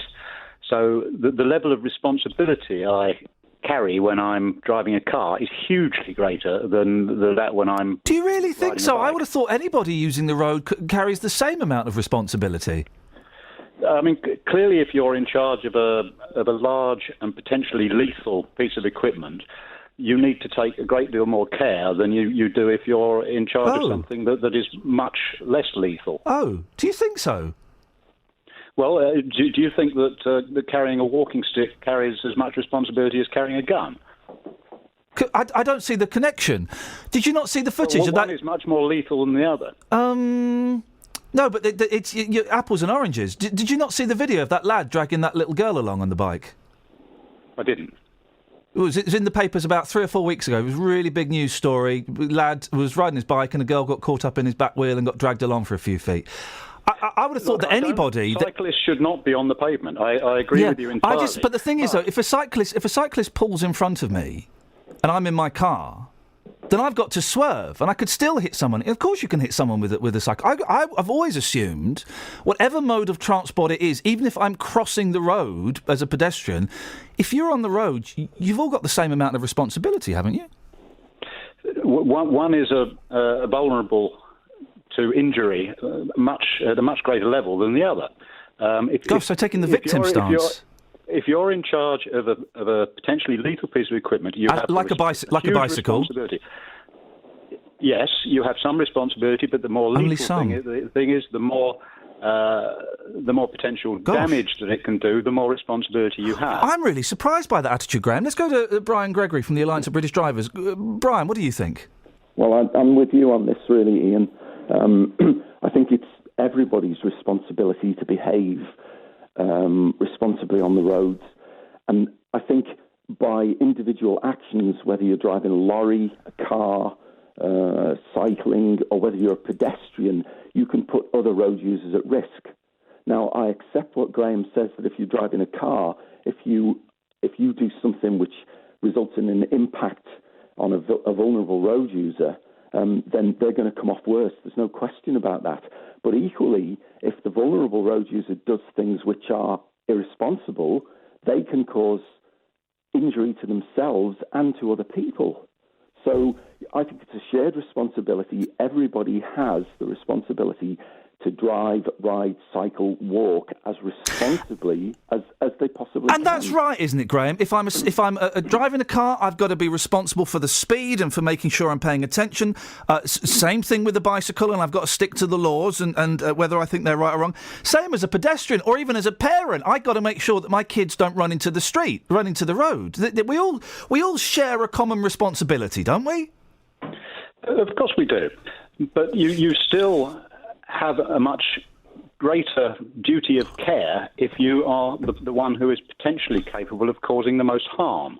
And when I'm in my car, I'm capable of creating much more harm than when I'm riding my bike. The same level of inattention on a bike is most likely to just result in me riding into a pothole and falling off. Now come on, that's the same level of inattention Graham, in a car, that's not quite I'm likely true. to kill somebody. It's true. I am very, very unlikely to kill anybody when I'm riding my bicycle. You can look at the statistics as to how many people get killed by bicycles each year. But people do get killed by bicycles. Very, very few. Well, exactly, but it could be even less. It could be even less, Graham, if they didn't all that. This is part of the problem I think that people have with cyclists. Okay, part of the perception is there appears to be quite often. I know there's been a horrible incident in London recently with another cyclist losing their life. I think it's 8 this year in London, which is terrible. But there appears to be a slight arrogance, Graham, that some cyclists, not all, that some cyclists portray, that they're saving the environment, that they're the victims, and that everybody should give them a break. Would you agree with that, Graham? Well, you've used the word some, which is quite correct, but you haven't said what proportion. And to characterise all cyclists as having arrogant attitudes is quite ridiculous. That's why I've deliberately not done that. Yes, but you know, unless we know what proportion it is, you're just basing your argument on anecdotes that get published in newspapers. And people that I've interviewed. Well, that's anecdotal, isn't it? That's you've got no means of using that and projecting it onto the whole population. I'm not talking, but Graham, again, with the greatest of respect, Mr. Knight, you're kind of doing it now. You're on the defensive back foot, and you're kind of playing the victim position ever so slightly. I'm not at all playing the victim. What I'm saying is that I am both a cyclist and a driver, and I recognise that when I'm in control of 500 times the power, my responsibilities are much greater because I have much more potential for doing harm. I think that attitude is quite dangerous. Brian? I mean, I can't agree with Graham on that. I've already stated my position, but I think the problem really, and I think the reason that cyclists in some ways feel they're getting a raw deal is, if you think about it, if it's the same proportion of bad cyclists as it is of bad drivers, you know, a fixed proportion, for argument's sake, say it's 1 or 2%, how many people cycle in the country? 1 million, right? So 1% of 1 million. is a much smaller number than Brian, 1% of 30 in defence of cyclists, right? In defence of cyclists, because I've seen cyclists jumping through red lights, riding like idiots. Okay, I've seen more car drivers and bus drivers jumping through red lights and driving badly than I've seen cyclists cycling badly. If you drive through a big town, I've seen more pedestrians bumping into me as I'm walking down than you do in cyclists. Because there's a lot more pedestrians and car drivers than there are cyclists. And if it's the same proportion of poor road users in each class, then there's going to be a lot more car drivers who are bad numerically. So cyclists are going to feel that all car drivers are bad drivers. Brian, I don't know what you've done to your phone. Have you gone to hands-free or something? We're having a little bit of trouble hearing you. Sorry, I've got a frog in my throat. Oh, that's okay. It just sounds like you're not quite near the phone. Graham. Yeah. Do you? How difficult is it being a cyclist these days? I think you have to get used to it. You have to build up some experience. I find, in fact, most of my cycling is done in rural areas. I find drivers generally very good, and they take care to pass when it's safe. In urban areas, it can be different. People I think, are often frustrated by the amount of traffic. They pass at quite ridiculous moments without giving me enough space. On the other hand, quite often, I'm the fastest vehicle on the road, so I'm passing then. Right, so I don't understand the point of being you're bragging. Well, because no, I'm not bragging. I'm only faster than them because they're going at about 6 miles an hour. Right. Because of the congestion. Right. Oh, I see, and in fact, in congested traffic, you feel much safer as a cyclist. The difficult bits are when you get fast sort of gyratory systems where there's traffic changing lanes at fairly high speeds. That's a very difficult environment for cyclists, and we really, if we want to encourage people to cycle, those are the sorts of situations we've got to deal with. And we do need to encourage people to cycle, don't we? If you drive in London or any of the big towns, it's an absolute flipping nightmare. It's dirty, it's horrible. You don't go more than 8 miles an hour. If people cycled, we'd be fitter, we'd get places quicker, cheaper. Well, it's a personal choice. I did a fair amount of cycling in my youth. In fact, I did a lot of sport in my youth. But now I've 2 artificial hips as a result. So I prefer to use my car. You can't blame Graham for your artificial hips. If people want to cycle, that's great. If they want to use their car, that's fine. Why should we have this sort of pressure thing to force people to choose a mode of transport that they don't necessarily particularly want to use? You should be free to choose the mode that suits you best. Chaps, stay there. The reason we're talking about this is because we had a delightful call yesterday from Audrey from Bedford, who was very upset about some of the things that she imagined was going on. Audrey joins us now. Good morning, Audrey.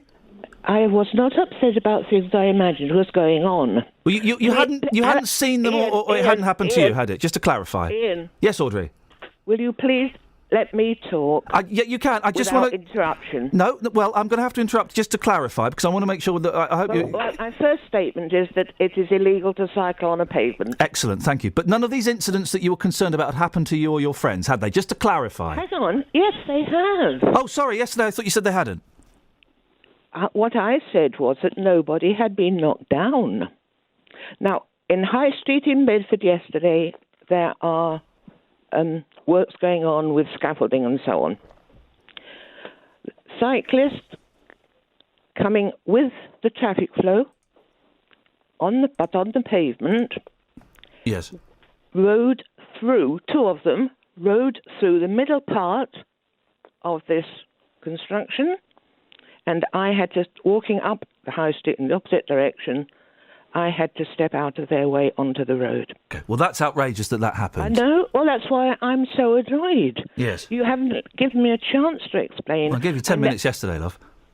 No, you didn't. You kept interrupting. Okay. Well, okay. Well, Please. Okay. Well, Please, I've got a bit more. What? I've got a bit more. Then away you go. It is illegal to cycle on the pavement. That's repetition. That's interruption. Let's hand it over to Paul Merton. No, it's illegal, but the only people who can do anything about it are the police. And there aren't any police out on the pavements in Bedford. Traffic wardens, unfortunately, do cross the town bridge because their headquarters are now in Caldwell Street. But they say to me they dare not say anything to the cyclists on the town bridge. Let me bring in my guest. Excuse me, you're interrupting. No, I am interrupting because we are bound by the constraints of time, and we have two other guests on the line, Audrey. Graham Knight. Thank you for inviting me No, on. you can come back. You can come back in. We've not finished. It's a conversation.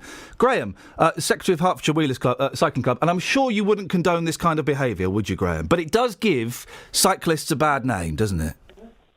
Well, of course it does. And no, I don't condone it. Cyclists should not be on the pavement. And I think it'd be interesting to ask people who cycle on the pavement, perhaps you can find one for your programme, why it is they cycle on the pavement. They must know it's illegal. They must know that it causes a lot of distress, particularly to elderly people who are not so manoeuvrable. They should be in the road. Why aren't they in the road? I presume it's because they think it's dangerous to be in the road, and that's something that has to be tackled. Why do they think that? It's partly true, and it's partly just a misperception on their part. They maybe need some training. That would be a useful thing for cyclists to have, so they got more confident in cycling in the road. There's a lot that can be done with road layout and with paint on the road. Audrey, you're chuckling at what Graham's saying. Why is that? Well, I walked along Cardington Road at about 8 o'clock the other evening. Two cyclists came down St Mary's Street into Cardington Road on the path. There was no traffic at all. One was coming from the school in Cardington Road on the footpath. No traffic. I don't know why they do it, Audrey. I really don't. I mean, they shouldn't be doing it. Elderly people are uncertain enough on their feet anyway. A lot of them have wheelie things. If we step to the left or right to avoid something on the pavement, damaged paving stone or something, a cyclist is likely to come up behind us.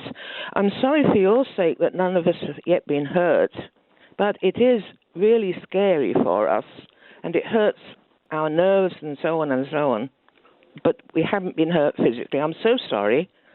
Well, don't. I'm not encouraging you to do it, Audrey. I'm on your side. No, but I don't think they should be on the pavement. You weren't on my side when you said, "Have you been hurt?" No, then you've got no right. That was Iain. That was me. You're speaking to Audrey. You're speaking to Graham now, who's the cycling gentleman. What? And I didn't say you had no right to complain. I just, Brian. Iain said to me yesterday, Hello. I had no right. Okay, let me hadn't been hurt. Okay, Brian, but from I'm volunteering to get hurt, if you like. Well, you're not volunteering to get hurt. It's a silly thing to say, Audrey. Now, Brian. So was his. Sorry. It was a silly thing to say. To say I'm volunteering to get hurt is a silly thing to say, isn't it? Saying I have no right to complain because I haven't been hurt. No, I said volunteering to get hurt is... Audrey, come on, let's not go around in circles. Come on, we're both... Yesterday. OK. Brian, from the Alliance of British Drivers, cyclists do... however much we have good cyclists like Graham, and there are lots of them. My father-in-law is a good cyclist. He loves it. There are the ones that give everyone else a bad name, aren't there, Brian? Well, there are, but as I said before, there's bad drivers as well and bad pedestrians. And, I would echo what Graham said earlier about training, that we should really treat road use of any kind as a life skill, and it should be taught in schools as part of the curriculum. Do they still teach, Graham, the cycling proficiency in school? Because I remember doing that when I was a kid. Excuse me, I taught that. Oh, of course you did. I think that there is still training. It's certainly not compulsory. That there is a scheme that's run by an organisation called the CTC. I think they run it, called Bikeability, and certainly in a lot of primary schools they do this, and it is trying to teach them how to cycle on the road. I think one of the weaknesses of the old cycling proficiency was that it didn't actually take people out on the road. No. And it's learning about the road and how motor traffic behaves. That's the important thing to give you confidence to cycle in traffic. OK. Audrey, I hope you feel that we've listened. We're dedicating, huge chunks of the show to your concern today. Yes, thank you very much. The more airing it gets, the better. But I'm afraid that it is mostly young lads, if I'm allowed to say so.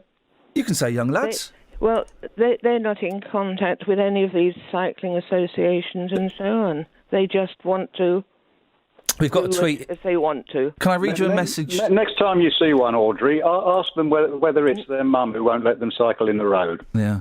No. No. Hello. Hang on. No, yes, I will. The traffic wardens then speak to them. So Hang on, Audrey, did you just laugh then? Did you just crack a smile, Audrey? Will you stop insulting me, please? We've got a message from James O'Brien on Twitter. James says, bloody cyclists. One cut me right up the other day when I was out in the Volvo. I nearly spilt my cereal. So what? That's nothing to do with cyclists on pavement. You're absolutely right, and I'll pass that message on to him. Audrey, thank you so much. You've been such a good sport, and I really appreciate you bringing this to our attention. Thank you. Have a good day. Thank you again. Gosh, we're not psychedelic. Graham Knight, Secretary of Hertfordshire Wheelers Cycling Club, and Brian Gregory. Probably one of the weirdest discussions you've ever had. Brian Gregory, of course, from the Alliance of British Drivers. Thank you very much indeed. BBC Three Counties Radio. It's 7:35. We're a little bit late, but I think it was worth it for this. Across beds, hearts and bugs. This is BBC Three Counties Radio.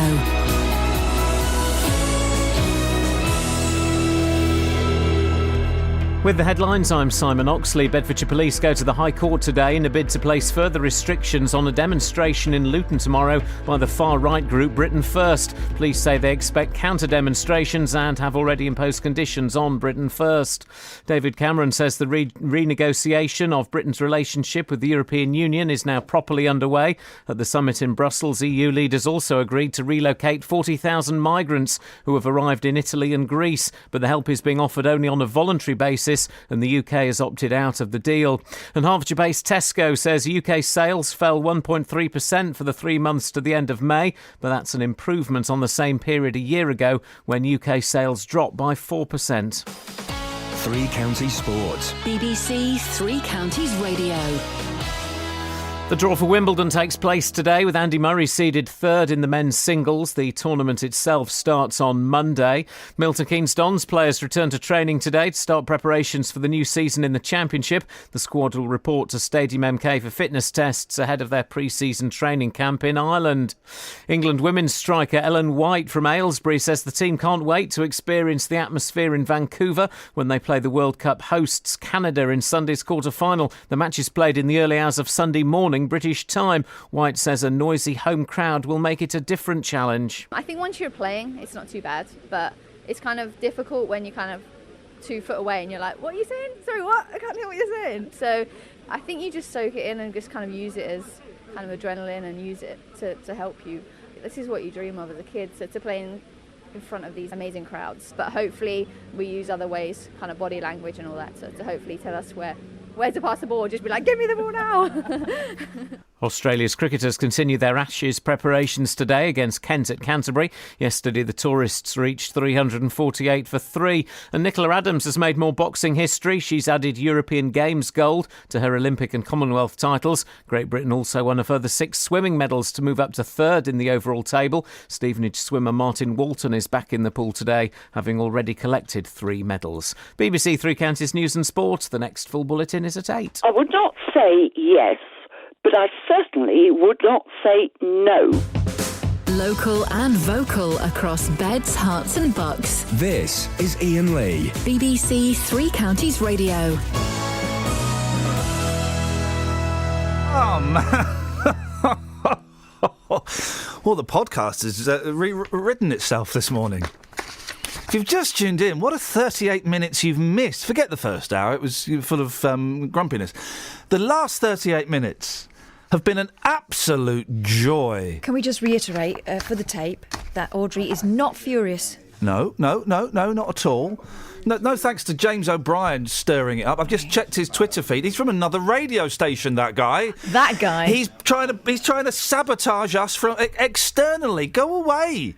Go and do your own little local radio station, for goodness sakes. How terrible. It really has been a feisty. We've discussed racism and cycling. The 2 big issues. The 2 big issues of the day. We've had them. Do we have any texters? Yes. Go on then.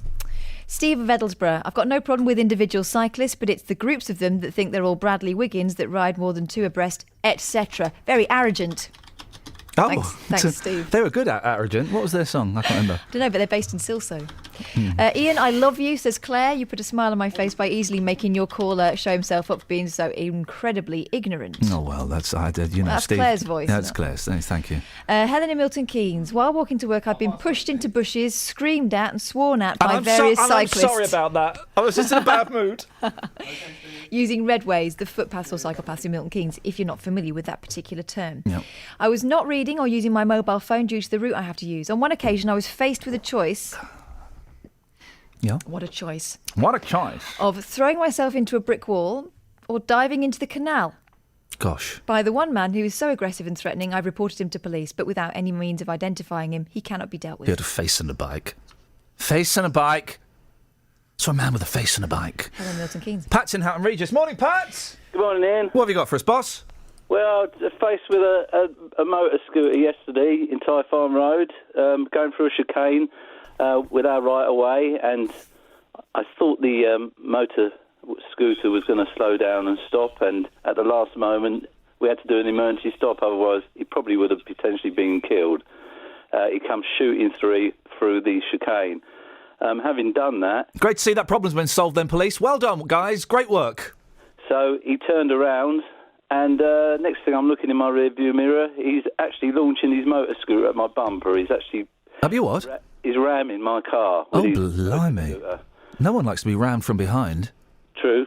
Well, except at weekends. So, obviously, I'm There's really a little annoyed laugh from about Pat as well. There's a little chuckle from Grumpy Pat. This is an amazing morning. Well, you've got to laugh, haven't you? Because if you didn't, you'd ask for a refund from the police, wouldn't you? Yeah, exactly.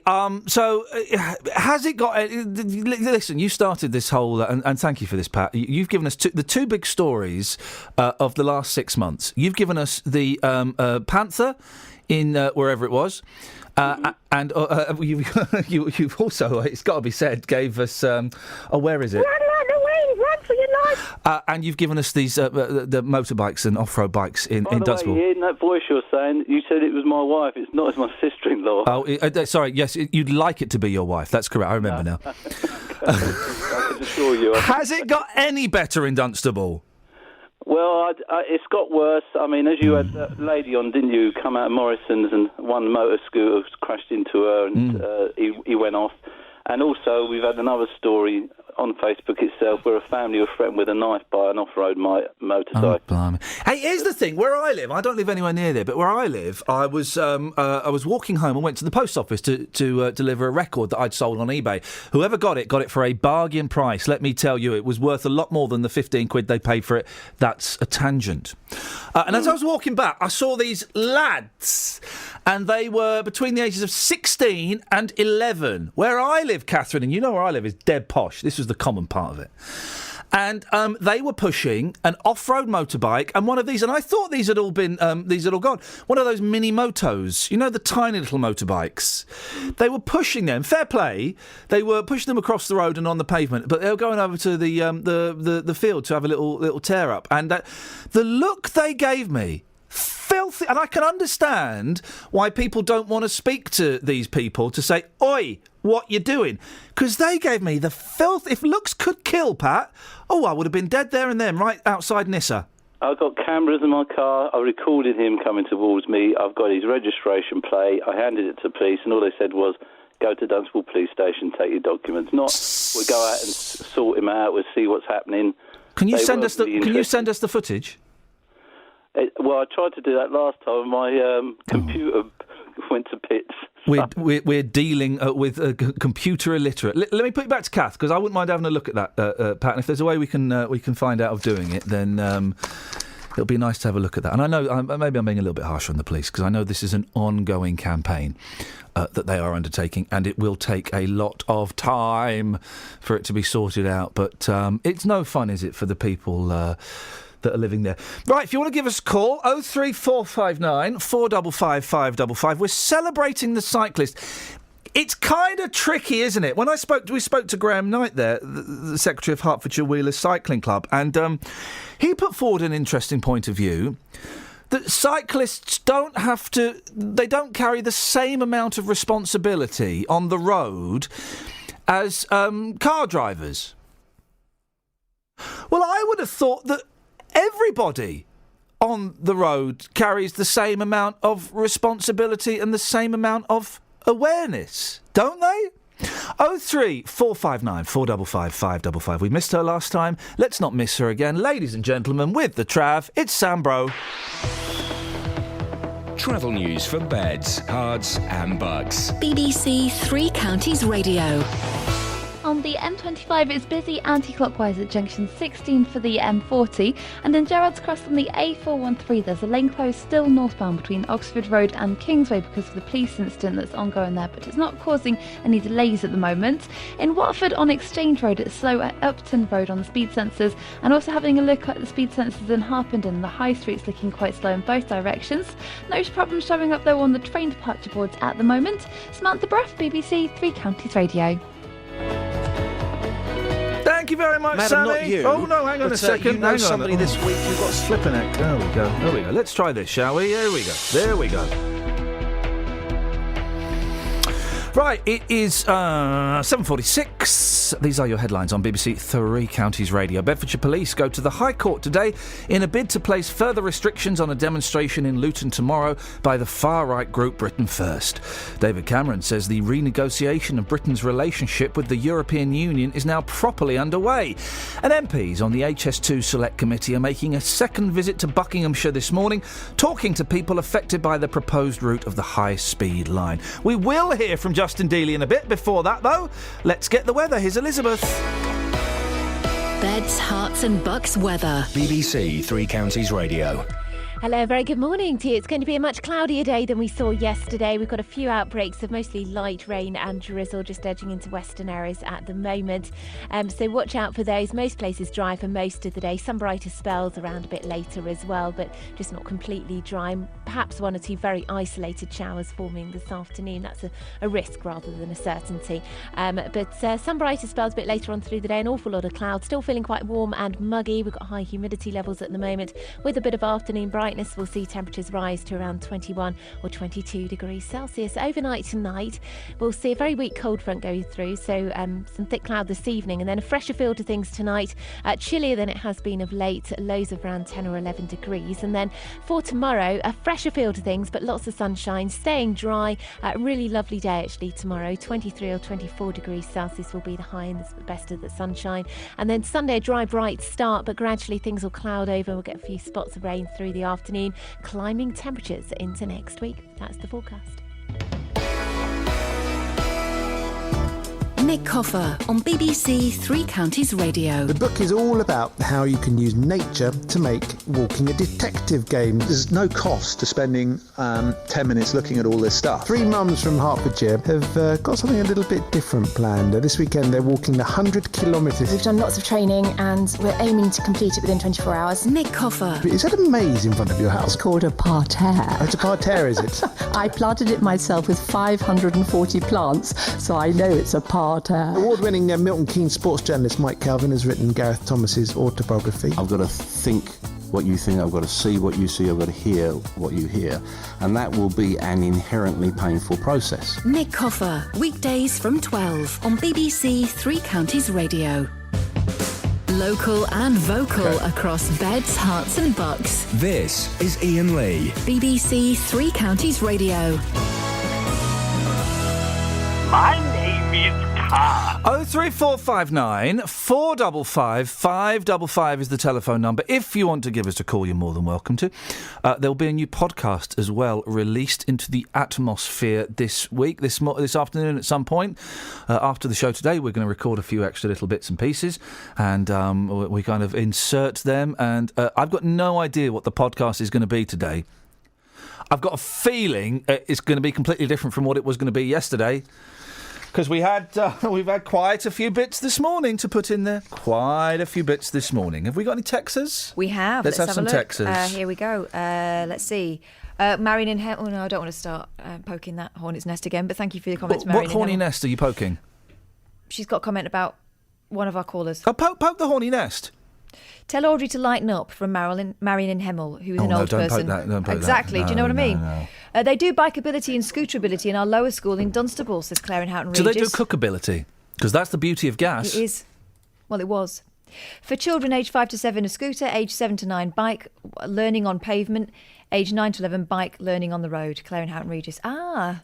See, the scooters are a little bit of a menace, aren't they? At school kicking out time, the pavements are awash with scooters, and they really are low-level menace. It always, I hate. I don't really take the. In fact, I don't take the boys out to the shops or something on the scooters because I do, but I always tell them to drive safely. It fills me so much terror when I see a parent with their kids on a scooter, and the kids just go off on one, and they go, I think, oh no, please, no. No, but I make them ride to heel. Oh dear. Walkies. There's no water in Houghton Regis. What? Send Justin over there with a bottle or something. Okay. Let's send him over there with a bottle or something. What was that? I heard Justin then. What was that? Oh, what's he got stuck in? Do you want to do that? Are we doing that? We could do that in a bit. We're going to hold off. Justin's indisposed. He's in. Is he on the? He's having a growler. He's at the. Hey! OK, Justin's got a very important meeting with one of the world's greatest entrepreneurs. David's in Hitchin, though. Good morning, David. Good morning to you, and how are you? Do you know what, David? It's one of those days, OK? It's fraught with technical problems, OK? And that's fine. OK, and I got a little bit grumpy, but it's fine. It just makes you really... we didn't get the papers, couldn't get the record player to work. That's fine. It just makes you reach really deep within your soul. And it really is at times like this when you can't get a record player to work or you haven't got the red tops that you realise what kind of man you really are. And it turns out I'm a miserable man. Is it teething troubles from the new place? It's teething. It's teething troubles. It's nappy issues. It's the biggest issue is the misuse of the disused tissues, I believe. Anyway, David, what you got for us? Excuse me laughing, but you know how we always laugh when people have a problem. We know how the insane laugh, David, don't we? Yes, we do. Hey, would you like to know about when I was teenage cyclist? Oh, when you were a what cyclist? Teenage cyclist. I would love to know about you being a teenage cyclist. If you could sing it, that would be even better. Yeah. Go! I can't think of that song. What's the song about bikes? I got teenage bikes right through the night. Or my white bicycle. Do you remember that song? That's the one I was trying to think of, yeah. Who did it originally? And then who had a big... Well, it wasn't a hit, but had a cover version of My White Bicycle? Oh, you're the man on the music, not me. I know, I'm using it as filler while I try to find it on my computer. Well done, that man. Well done, this man. Hang on a second. Yeah. I think you mean Neil, the young one. Hang on a second. Let me find it. Hang on. Here we go. Album and you gotta sing on. Here we go. It's so late, moving fast, everything looks great. My white bicycle. Is this the one, David? Yes. Here we go. Bicycle. See that man, he's all alone. This sounds like Darla Mendy Rub Rub, actually. It's the same. I ring my bell and smile at him.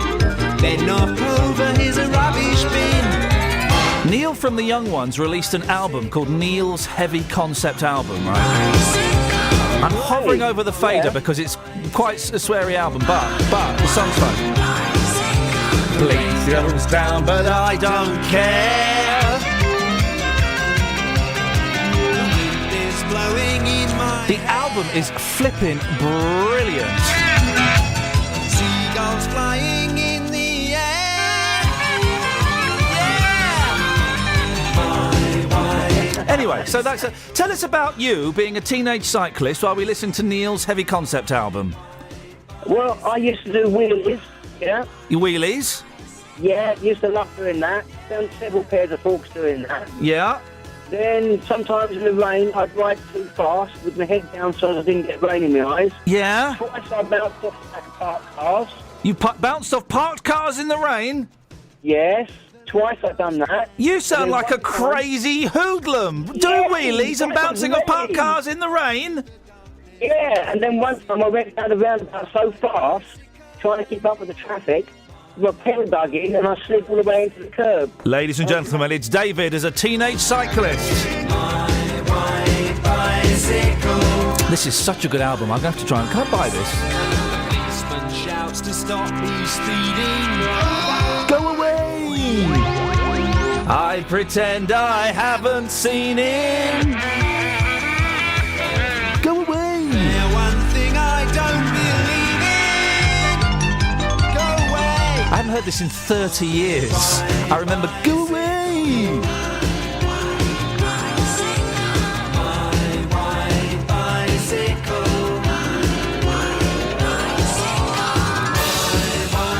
Oh, 34559 455 555 is the telephone number if you want to give us a call. Oh, we got any texts? Yeah, we've got Let's some have them. more Go on here. to a bit of Neil. Simon the Ghost Hunter has a rant about parents putting babies in car seats.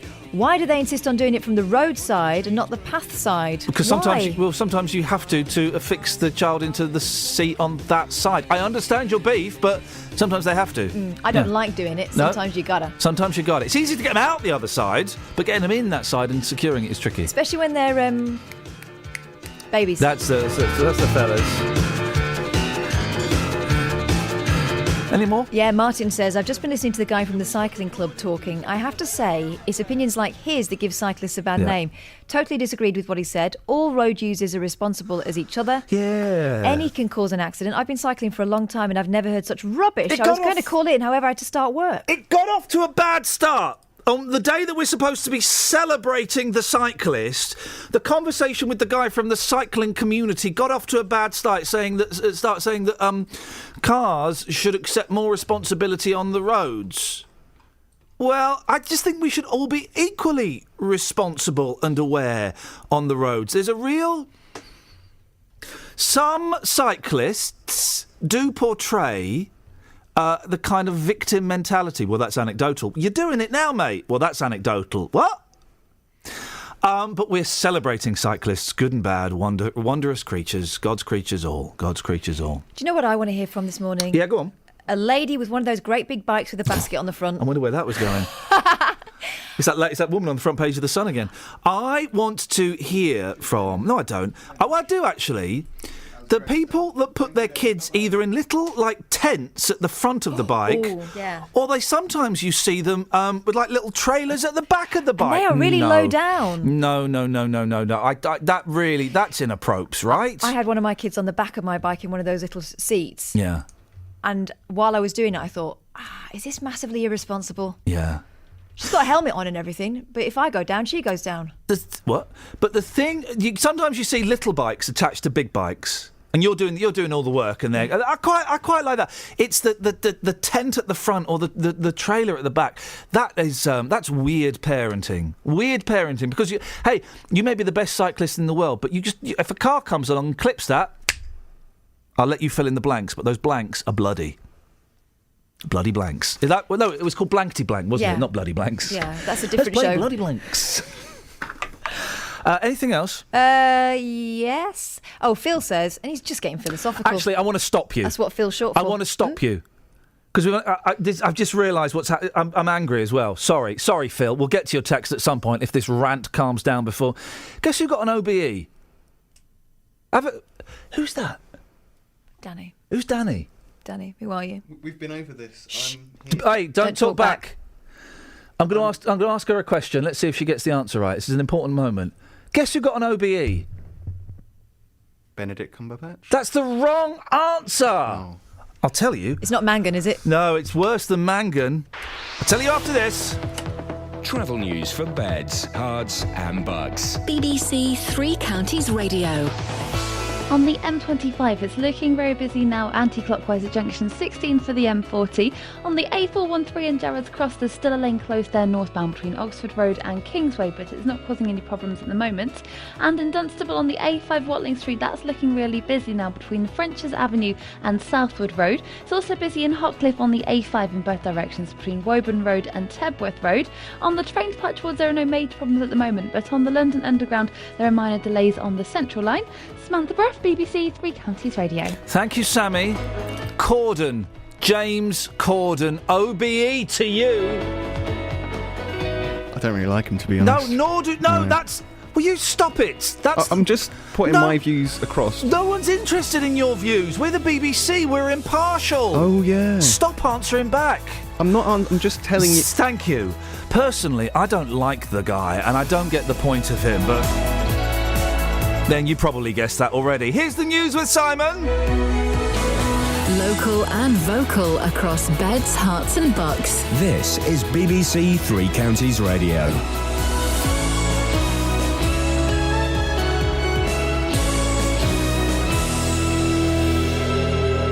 It's 8 o'clock. The headlines. Police in the High Court over demonstration in Luton tomorrow. Cameron welcomes EU talks and 2 arrested after incident near M1 Junction. BBC Three Counties Radio. Bedfordshire Police go to the High Court today in a bid to place further restrictions on a demonstration in Luton tomorrow by the far-right group Britain First. Police say they expect counter-demonstrations and have already imposed conditions on the group. Today's injunction would place restrictions on the behaviour of Britain First organisers. Deputy Leader of Luton Borough Council, Sian Timoney, told this programme it's more unwanted publicity in the wake of a survey about people's perception of the town. It is unfortunate that on the survey some people did mention things like that gave the town a bad image, and the press will have a field day on it. And again, we're in the news for bad reasons. Let's get us in the news for good reasons. David Cameron says the renegotiation of Britain's relationship with the European Union is now properly underway. The European Council President warned that only changes which were safe for Europe would be considered.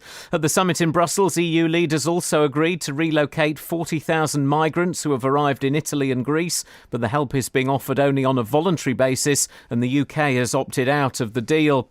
Hertfordshire-based Tesco says UK sales fell 1.3% for the 3 months to the end of May, but that's an improvement on the same period a year ago when UK sales dropped by 4%. Among cost-saving measures already announced is moving its main headquarters from Cheshunt to Welwyn Garden City.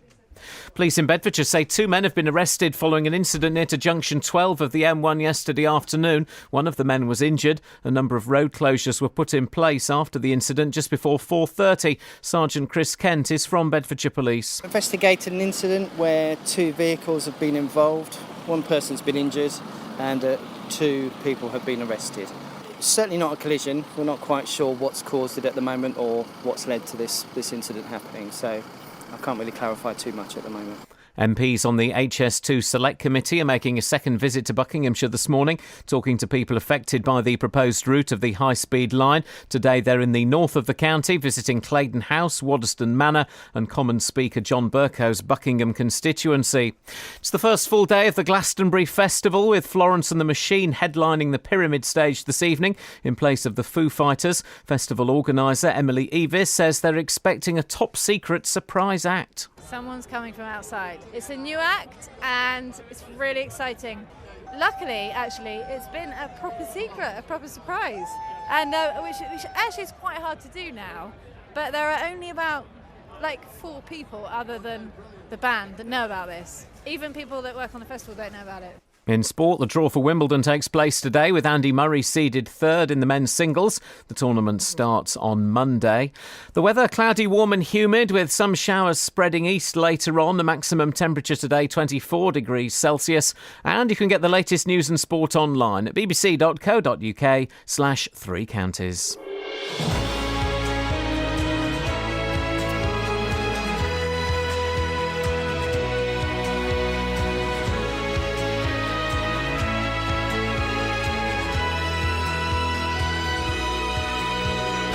Thank you, Simon. Morning, Iain Lee, BBC Three Counties Radio. Yes, a little bit clarty.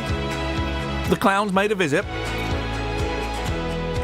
David says, your cyclist topic today is just to wind motorists up about cyclists. Cynical and unhelpful, especially during rush hour. I don't know what that means. It's not to wind motorists up. It's because we had a call from Audrey yesterday. I suspect Catherine will get another call from Audrey today after the show that will last 45 minutes. And she raised a point, and it made me think, as a lot of your calls do, it made me think I'd not worked out my actual attitude towards cyclists, and I think I'd got it a little bit wrong in the past. So that's all we're doing it, David. Not to wind you up. Colin says they shouldn't be allowed on the road until they pay road tax. Well, Colin, I'm assuming you're a driver, yeah? Well, then you shouldn't be allowed on the road until you pay road tax. across beds, hearts and bucks. This Because, is BBC Three Counties Radio. Road tax was abolished in about, and I'll get the year slightly wrong, I'm going to say 1927, or it could be 1933. Road tax was abolished way back then. So, you don't pay road tax either. Who got an OBE then?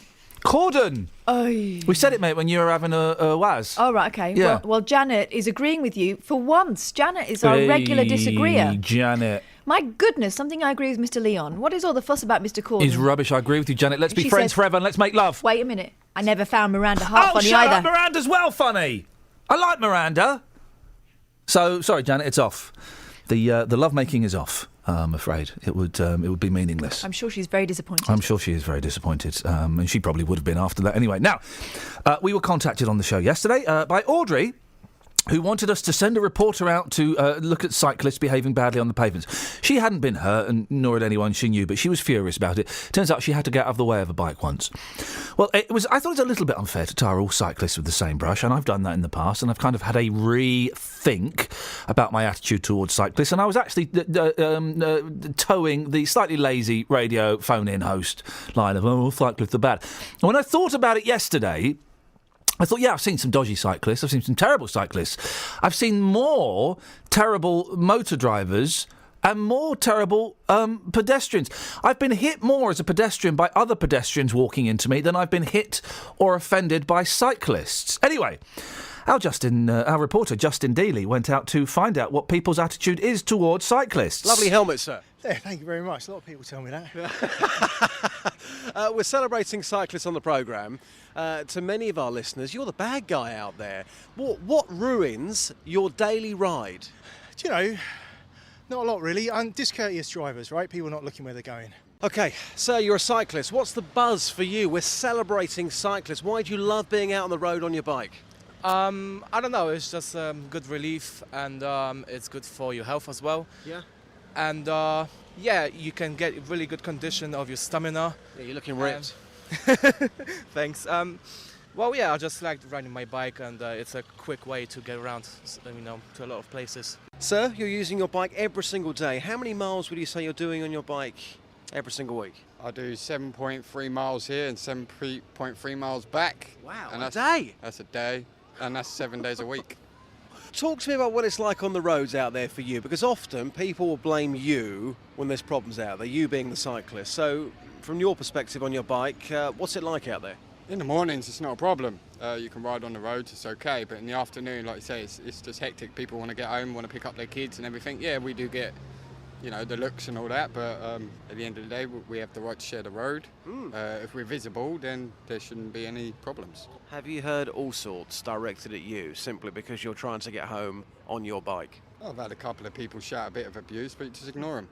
And what did you do wrong? Well, as far as I'm concerned, nothing. I'm just riding on the road. Maybe I made him slow down, or he had to go round me, or something like that. But I just ignore him.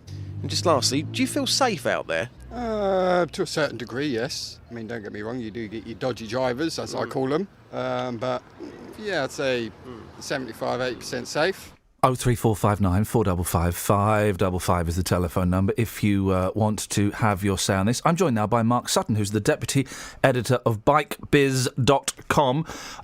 Good morning. Where are you? You're there. Morning, Mark. Hi, Ian. Mark, I owe you guys an apology. No worries. No, I'm apologising to you, and I'm hoping you can pass this to all of your cycling friends. In the past, I've taken the lazy attitude of a phone-in radio host and slagged off cyclists, and it was just because I hadn't really thought. I hadn't made up my mind about cyclists, and that seemed the easy option to slag them off. But after this call yesterday, it really got me thinking. And I don't really have a problem with cyclists. There are bad cyclists, but I've seen more bad drivers jumping red lights, driving where they shouldn't be. And I've had more bumps as a pedestrian from other pedestrians than I've ever had from cyclists. There is this perception, isn't there? It's weird. You get very few people, Mark, who are really anti-car or anti-bus, but you do get people that are anti-bike. Yeah, you do. I find actually it's the majority of drivers very patient, very respectful. Many understand that somebody on a bike is generally just making their way to work. underneath the helmet is somebody's family member, they'll be perfectly respectful.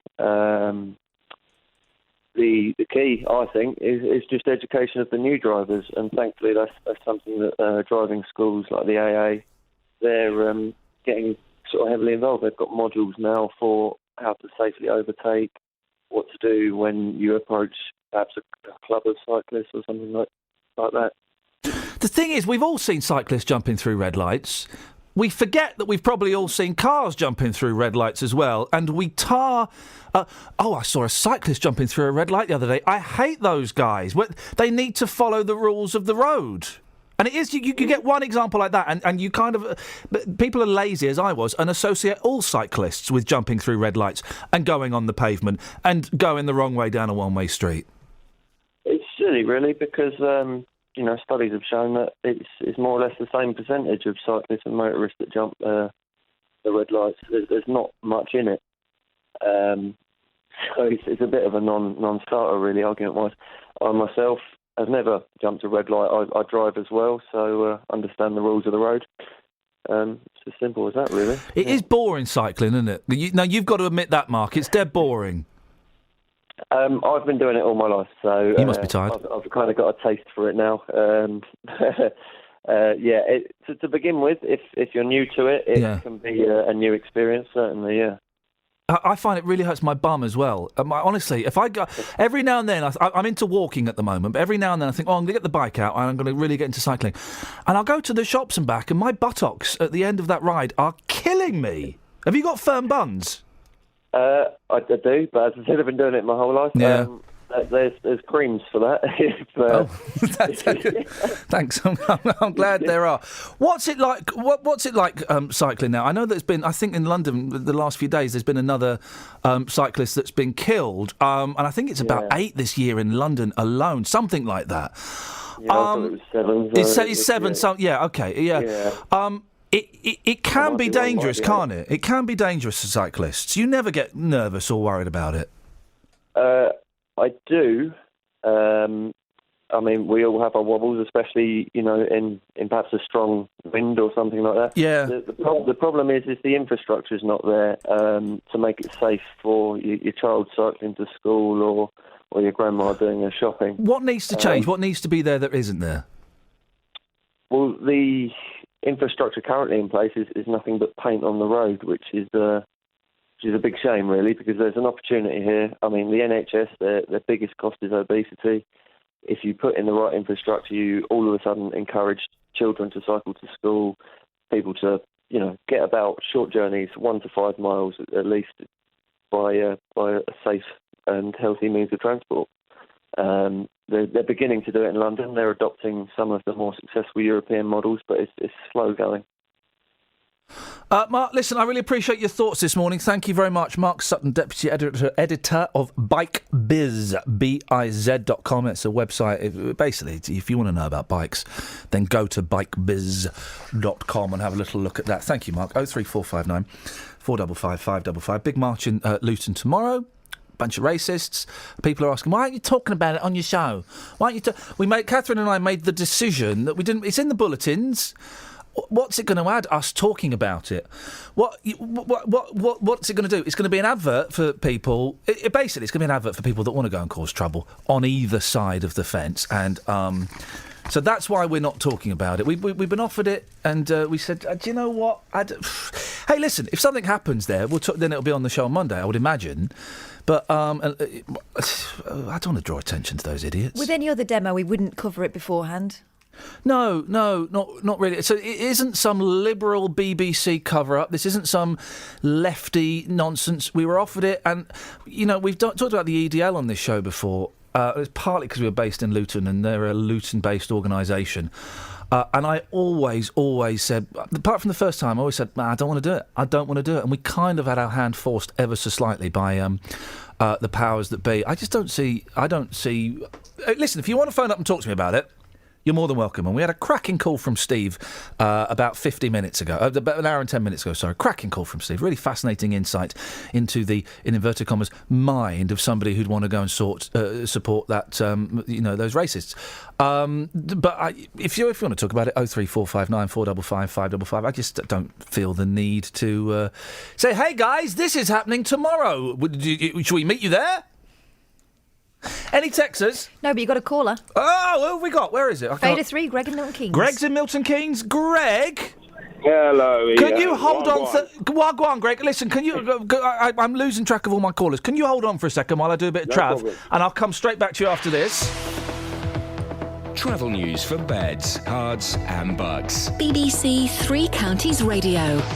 The M25 is busy anti-clockwise at junction 16 for the M40. There is still a lane closed northbound in Gerrards Cross on the A413 from Oxford Road to Kingsway, but it's not looking too bad on the speed sensors. It is busy now, though, in High Wycombe on the A404 around the M40 junction 4 for the High Wycombe Handy Cross roundabout. The A41 southbound has traffic building up from the Hemel Hempstead turn-off southbound towards the M25 at junction 20 for Kings Langley. And in Hotcliffe on the A5, there are delays in both directions there between Woburn Road and Tebworth Road. Looking at the train departure boards, though, there are no delays showing up there at the moment. Samantha Bruff, BBC Three Counties Radio. Thank you, Sammy. Right, where are we now? At 8:15, it's Friday the 26th of June. I'm Iain Lee. These are your headlines on BBC Three Counties Radio. Bedfordshire Police go to the High Court today in a bid to place further restrictions on a demonstration in Luton tomorrow by the far-right group Britain First. David Cameron says the renegotiation of Britain's relationship with the European Union is now properly underway, and MPs on the HS2 Select Committee are making a second visit to Buckinghamshire this morning. Madam, not you. Oh, but, don't keep putting that there. Come on, guys. Focus. Nick Coffer on BBC Three Counties Radio. This afternoon, I'm bringing a floral field to BBC Three Counties Radio. These are Candelabra primulas, and I think they might be described as magenta. I'll be live from Woburn Abbey, ahead of one of their busiest weekends. It's their garden show. It's really heads down until the very last minute, and then you can come up for air and enjoy everybody else's garden as well. You'll hear from the gardeners as they put the finishing touches to their displays. It's a very informal garden, which is taking its lead from a natural landscape. And I'll talk to the Duchess of Bedford about her lovely home. Nick Coffer. Live from the Woburn Abbey Garden Show, today from midday. That's darker. Here on BBC Three Counties Radio. That's darker. There you go. That's exactly the same as it was. I've had you come in. It's the weird. The last 2 minutes of JVS Sat here has been very weird. He's been singing to me. He's been lecturing me. He's been telling me off, and he's been claiming he could make my dark studio brighter. Well, I don't know what's happened there. Well, someone's messed around with it, and now it's darker. It's darker. It's hot, and the records player doesn't work. Oh, can you fix any of those things? No. All I can see is you look like a prostitute from the 1950s. Your face was that short leather skirt, but also your face is illuminated by a red light. That's all I can see you by. Yeah, you look very naughty. Well, I'm not a prostitute. No, and if in any way I implied that you were, I mean, we all are to a certain extent. In that really? we're selling our souls for cash here, aren't we? And right. we're selling our mouths for cash, basically. You pay, I play. Not sure whether that necessarily makes you a prostitute, whatever that is. What's in your show this morning? Coming up on the big phone in this morning from... And are you working? What? What's in your show this morning? Coming up on the big phone in this morning from 9. Do you think Britain First should be allowed to march through Luton tomorrow? I heard your very interesting conversation earlier with Steve. Yeah, it's good though, wasn't it? Bedfordshire Police go to the High Court today asking for further powers to restrict an anti-Islam protest in Luton planned for tomorrow afternoon. The protest, organised by the political group Britain First, will begin near the railway station, culminating in speeches from the group's leaders in the town centre. Earlier in the week, local Muslims met to discuss the planned march. Zafar Khan, chairman of the Luton Council of Faiths, told this radio station, Britain First, they're provocative and they do not help community cohesion. Go on, have a cough. Go on. Do you want some water? Can we get him a glass of water, please? No, I've got water. It's all right. Okay. So I'm just a little throaty this morning. Well, last month, the Deputy Leader of Britain First, Jada Franson, told me in her ideal world, Islam would be removed entirely from the UK, but she promised the protest this weekend would be peaceful. Well, from 9 this morning, I want your reaction to this. Do you think Britain First should be allowed to march through Luton tomorrow? Your call from 9 on 03459 455 555. Local and vocal across beds, hearts and bucks. This is Iain Lee. BBC Three Counties get Radio. out. It's done now. He just told me off again. He said, "You've got this fan and it's just blowing on me, making a terrible racket. Get out." It's affected my throat. Oh, yeah. Are you working, love? Greg, I can only apologise that you had to sit and listen to that flirting. What have you got for us? Mate, it is car drivers. They're a pain, more than bikes. Go on, tell me why, brother. Oh, they just don't know how to drive around them. They get on like they got wings, like big airplane wings on their car, and have to wait 3,000 years to get round the vehicle, and they just don't know how to indicate round bicycles. Well, I get nervous. By the way, if you're riding two abreast, guys, pull over. But I get nervous going around. If it's a busy road, I want to make sure I give them plenty enough space. Oh, give them space, but plenty enough space, because you don't want to drive too close to them. That's really intimidating. No, you don't drive too close to them, but people just the main thing is for me is they just don't know how to indicate to warn the other driver that they're going to go around the bicycle. Oh man, if only keep it safe. If only there was some way that drivers could let other drivers know which way they were going to turn. Wouldn't that? Why has no one invented it's that little lever, isn't it? They don't know what man. it's for. Hey, the indicator. I mean, I do hate the ones that think they're in the Tour de France, but driving like they're 12 packs of walls across the road. And by the way, listen, and political reporter Paul Scoynes does this. You don't, unless you are buff, and I'm talking men and women, don't wear lycra. Don't wear lycra. I don't want to see that. Do you know what I mean? And also, if you're a guy that's got a really sexy bum, don't wear lycra, or if you do, put a sign on your back that says, "I'm a guy." Because the number of times, and we're all human, Greg, the number of times I've been checking someone out and thinking, "Oh, blimey," and then you've gone past and it's a fella. Unfair. You want to check your eyes first. Yeah, exactly. Thank you, Greg. Do you know what I mean, Justin? I know exactly what you mean, If boss. you've got really nice buns and you're wearing lycra on a bike, just put on your back, "I'm a bloke." Yeah. Before you get too carried away.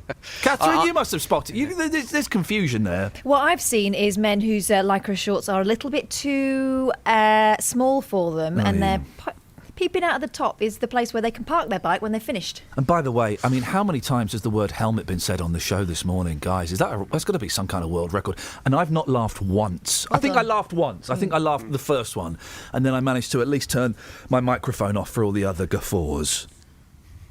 Well done. Off my microphone. Thank you. Justin?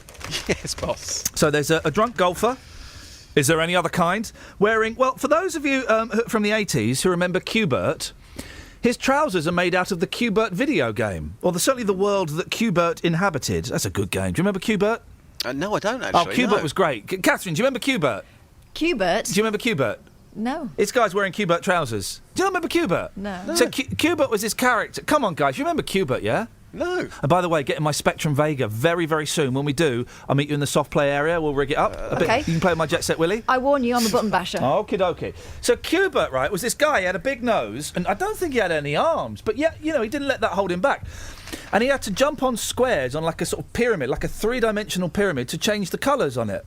Oh, and he was hang on. He was getting chased by a spring. Do you look a bit like a Chad? He looked like a Chad, yeah. It's Q-Bert. Oh. Justin? No. Rings Anyway, no bells at all, sorry. This guy, who looks like a cross between Duncan Bannatyne and Peter Fincham, is wearing Q-Bert trousers. There's some really obscure references coming into this. Basically, he put his head in the bin and he couldn't get it out. We sent you to the streets to ask, what have you been stuck in? Yeah. I bet you've come back with a nothing. Well, that's what you were saying earlier on. I've come back with an incredible story. So I was on the streets, on the streets earlier on today. We've got two people to kick off with who were kind of, joking about. And then we hit the jackpot with Mick. Trust me, you are not going to find anybody who has got a better story than Mick between between now and 9. Here's what happened this morning. Madam, not you, but you know somebody this week who got stuck on a swing? Well, I saw it on Spotted Dunstable. They put a picture up of it, yeah. It was a girl, actually. I think she was too big to get into the swing, and she got into it and just got stuck. Boss, what have you been stuck in? Just a bad job. Mick, what have you been stuck in? When I was out in Northern Ireland, when I was soldiering, back in 93, 94, we used to do out in the sticks, and we come across this electric fence. And what we used to do was one of us would get the rifle and hold the electric fence down while the others crossed it. When it come to me to cross it, I went to get my leg over, and my leg went underneath the other electric fence. I fell over, and I was just there like, stuck on the fence.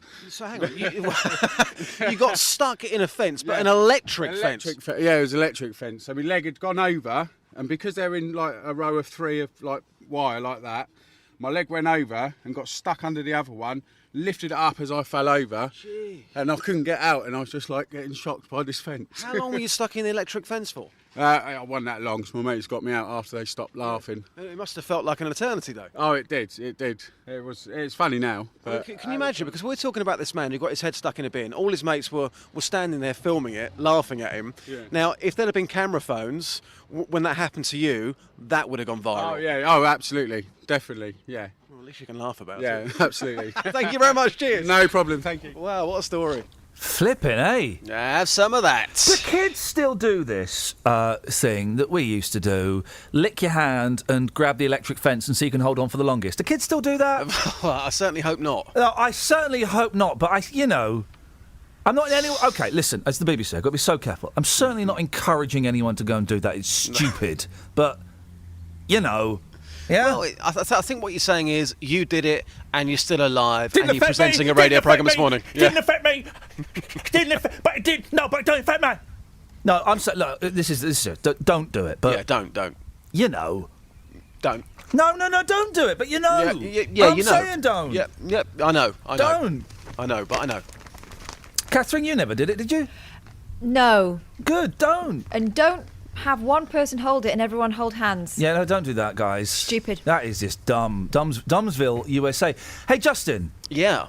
What's on your show tomorrow at midday till 2 o'clock on BBC Three Counties Radio, home of the hits? Home of the hits tomorrow. We have the UK and American charts from this weekend in 1969, Request from the Streets, and we celebrate 1985. Why, you may ask? Why? Well, because BBC Three Counties Radio was 30 years old this week, so we're going to be celebrating 1985. I know. Yeah. Well, I know. Well, I'm telling you again. But I know. I know you know. Well, then why are you telling me again? Well, I'm telling the listeners. Thanks for calling. Thank you. Let's go to Thomas. Morning, Thomas. Good morning, Iain. Good morning, Thomas. What you got for us, boss? Well, just wanted to let there is a small health and safety concern on the motorway on the junction 10. Around 10 minutes ago, I was joining M1 on the junction 10, and it looked to me like I can only presume illegal immigrants crossing a motorway from one side to another, running between the cars. There were, well, I presume from an African background, but dressed up in the jackets, quite thick coats with the hoods, so like you could see on the telly in the last few days.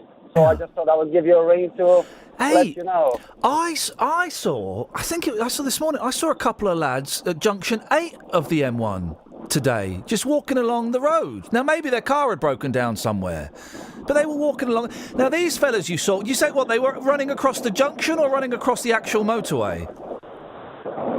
Well, to me, it looked like they came from motorway because they were crossing the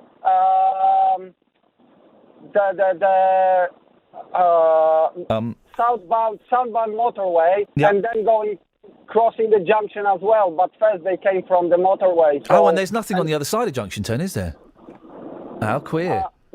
No, and there wasn't any broken car or anything. As I said, it's just about the health and safety because normally you wouldn't really cross the motorway and cars are driving, because like today there was no congestion, or there wasn't 10-15 minutes ago. So the cars are driving quite fast and I think it's the health and safety. Thomas, listen, it's not the greatest line, so I'm going to let you go, but I appreciate your phone call. I saw a couple, he was saying they were black gentlemen, I saw a couple of Asian gentlemen. Again, it could be completely innocent, but they were coming sort of just before Junction 8, and they were walking southbound on the northbound carriageway. And I don't think I passed any broken down cars or anything. This was about, 4:45 in the morning. How odd. Queer! Right, I've got to do this and then this. Travel news for beds, cards and bugs. BBC Three Counties Radio. In Cheshunt on the A10 Great Cambridge Road, that's looking really busy southbound between Church Lane and the M25 junction 25 for Enfield. Also in Boreham Wood on the A1, there are queues southbound between Holiday Inn and Stirling Corner. The A41 is starting to build up southbound too from the Hemel Hempstead turn-off towards the M25. In Gerrards Cross on the A413, there's still a lane closed there northbound between Oxford Road and Kingsway, although it's expected to open later on this afternoon. And in High Wycombe, it's busy on the A404 on all the approaches to the High Wycombe Handycross roundabout to the M40. Samantha Bruff, BBC Three Counties Radio. Across beds, hearts and bugs. This is BBC Three Counties Radio.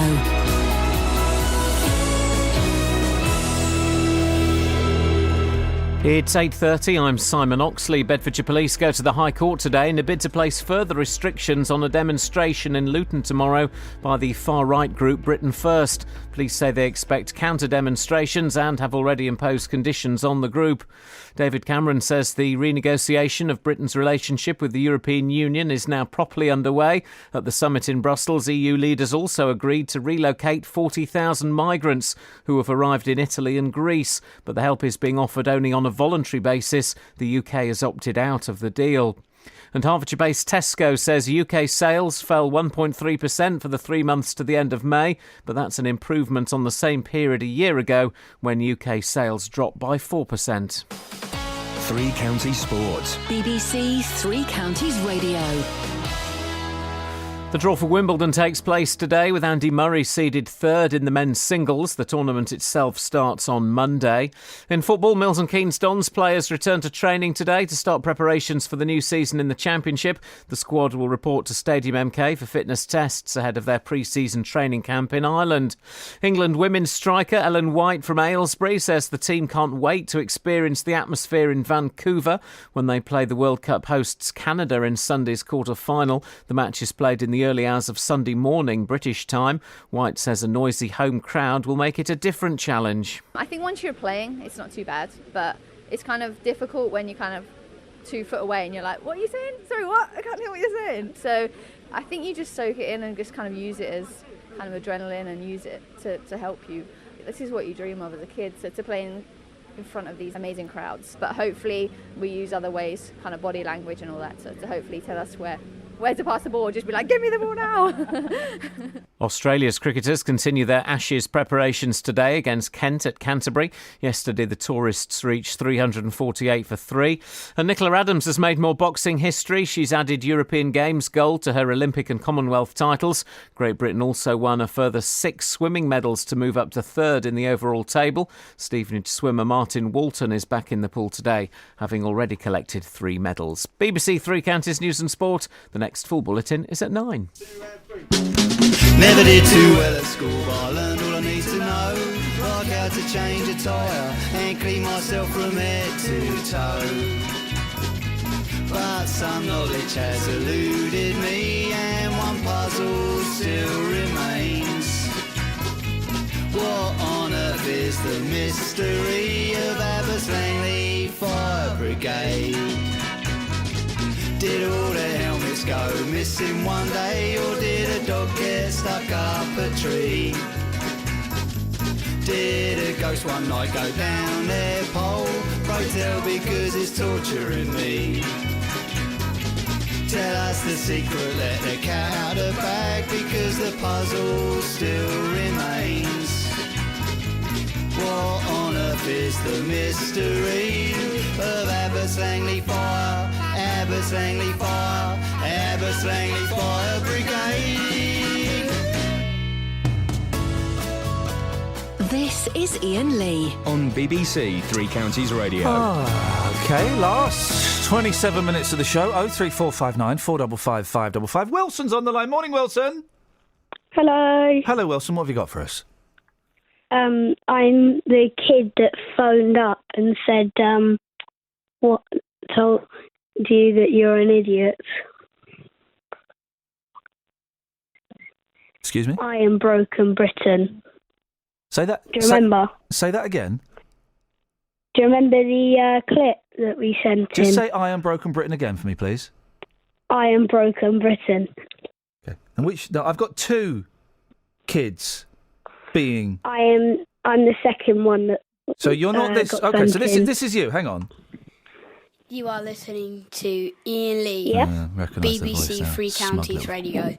What an idiot! Smug. Have you got? What's your situation at home? Have you got mum and dad? What do you live with? Are you adopted? What's going on? No, I live at home Okay. at the moment. And do you constantly disobey your parents? You're rude. You smoke cigarettes. No. Drink hooch. Do graffiti. No. Shoplifting. No. Why aren't you at school? Here we go. Why aren't you at school? I have the day off today. Oh, and do and your then I parents? have the weekend and then teacher yeah. training. Do your parents know that you've got the day off? Yep, because it's a teacher training Your day. parents, your parents are just as bad as you. All right. Do you know who this person is? Iain Lee, you're an idiot! Do you know who they are? No clue. Look me in the eye. Yeah. Do you know who they are, Wilson? Nope. Okay, I believe you. Well, firstly, thank you for being honest. Thank you. And Ian. I'm not finished. Oh, you're not getting away with it that lightly. How old are you, Wilson? Sorry? You will be. How old are you, Wilson? 9. Right. Do you want to make it to 10? Yep. Okay, then this is what you're going to do, okay? You're now going to say the following words, exactly as I say them. Uh-huh. Huh? Yep. Iain Lee is the coolest Iain guy... Lee. No, hang on. Oh. Iain Lee is the coolest guy on the radio. He's really hip, man. And you know what? Anyone who says he's an idiot is going to get some of this. Away you go.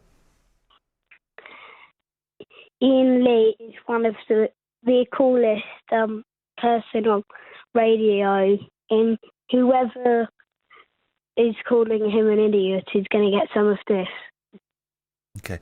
Now, what I'd like you to do is I'd like you to send me £20 in cash, and then we'll call it quits, and I'll forgive you. Okay? Yeah.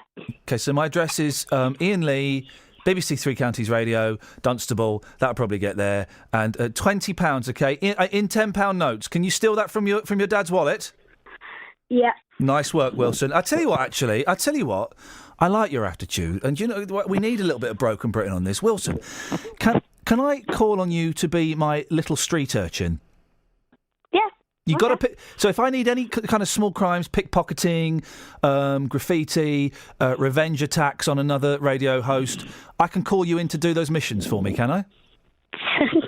Yep. Nice one, Wilson. It's great to talk to you. I hope you have a great weekend. Thank you.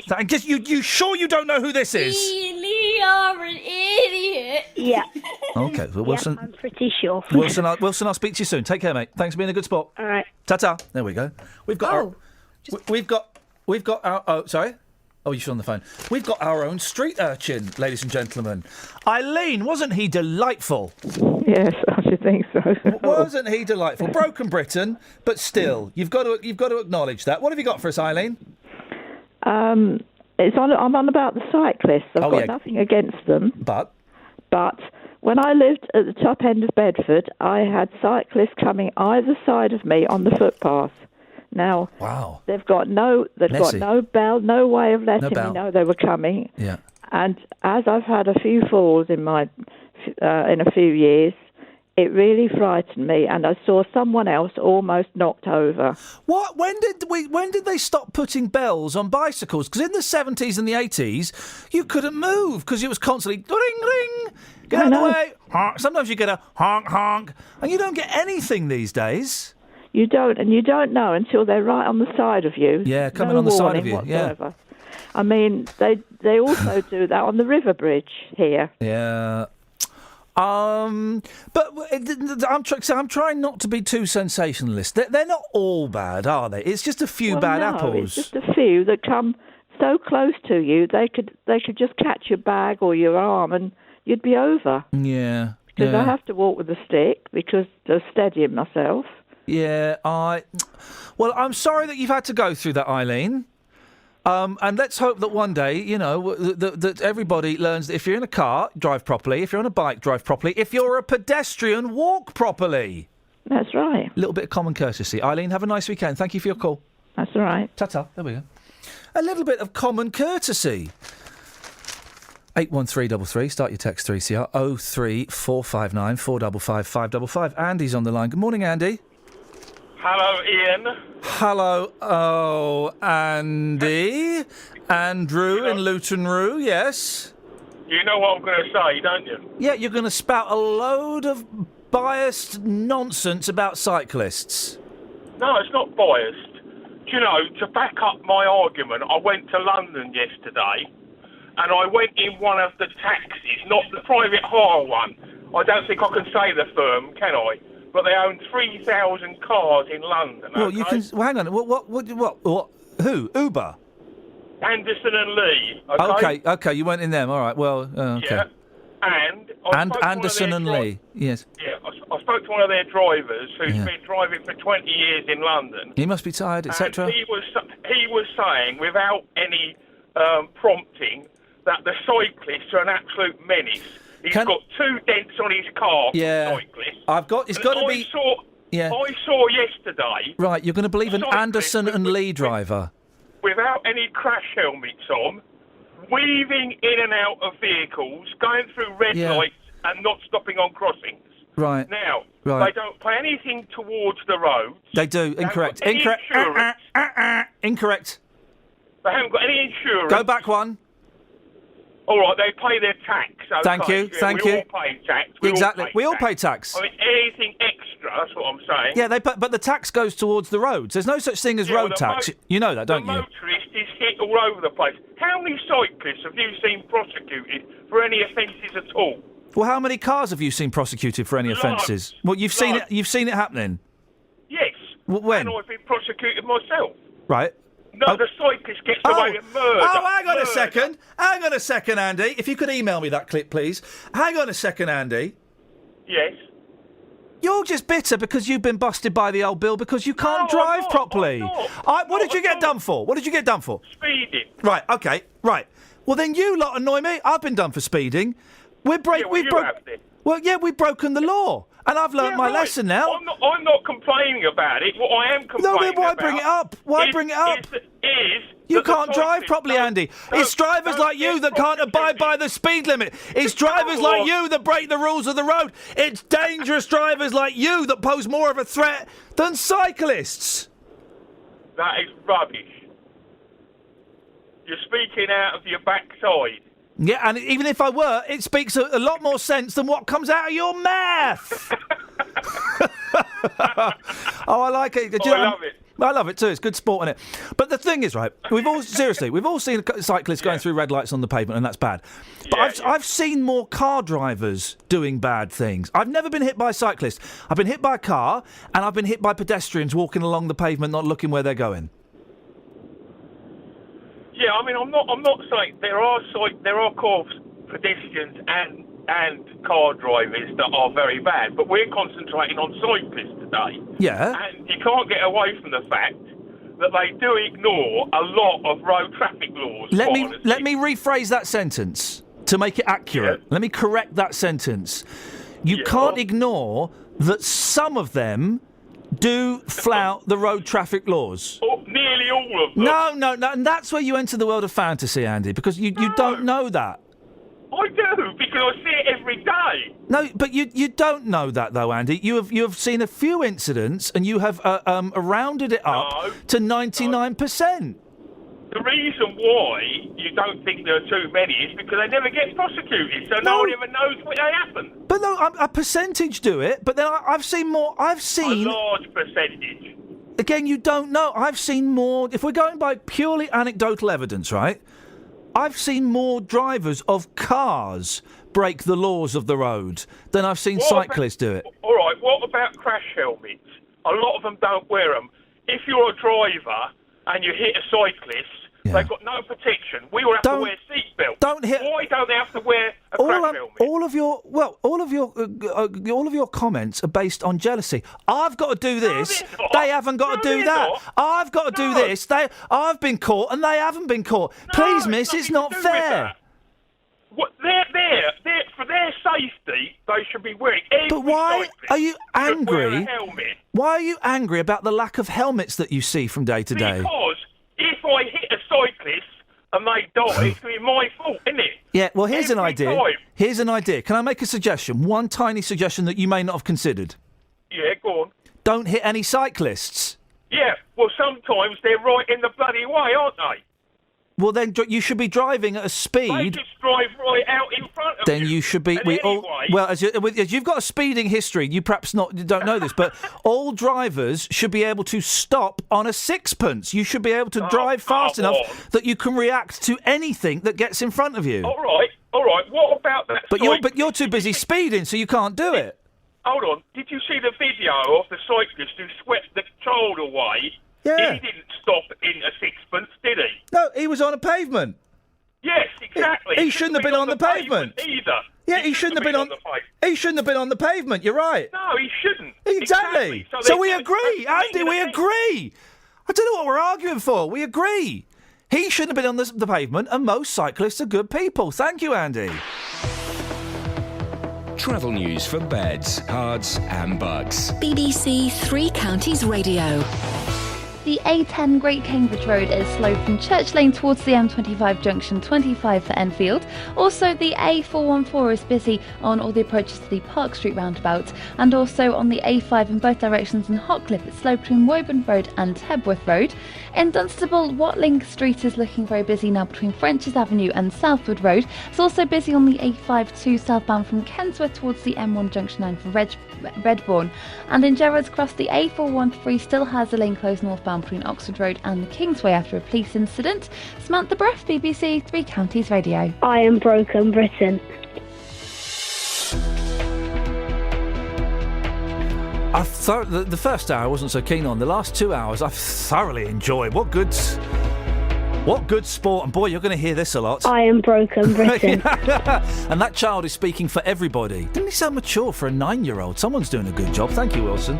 Wilson, now my favourite caller of all time.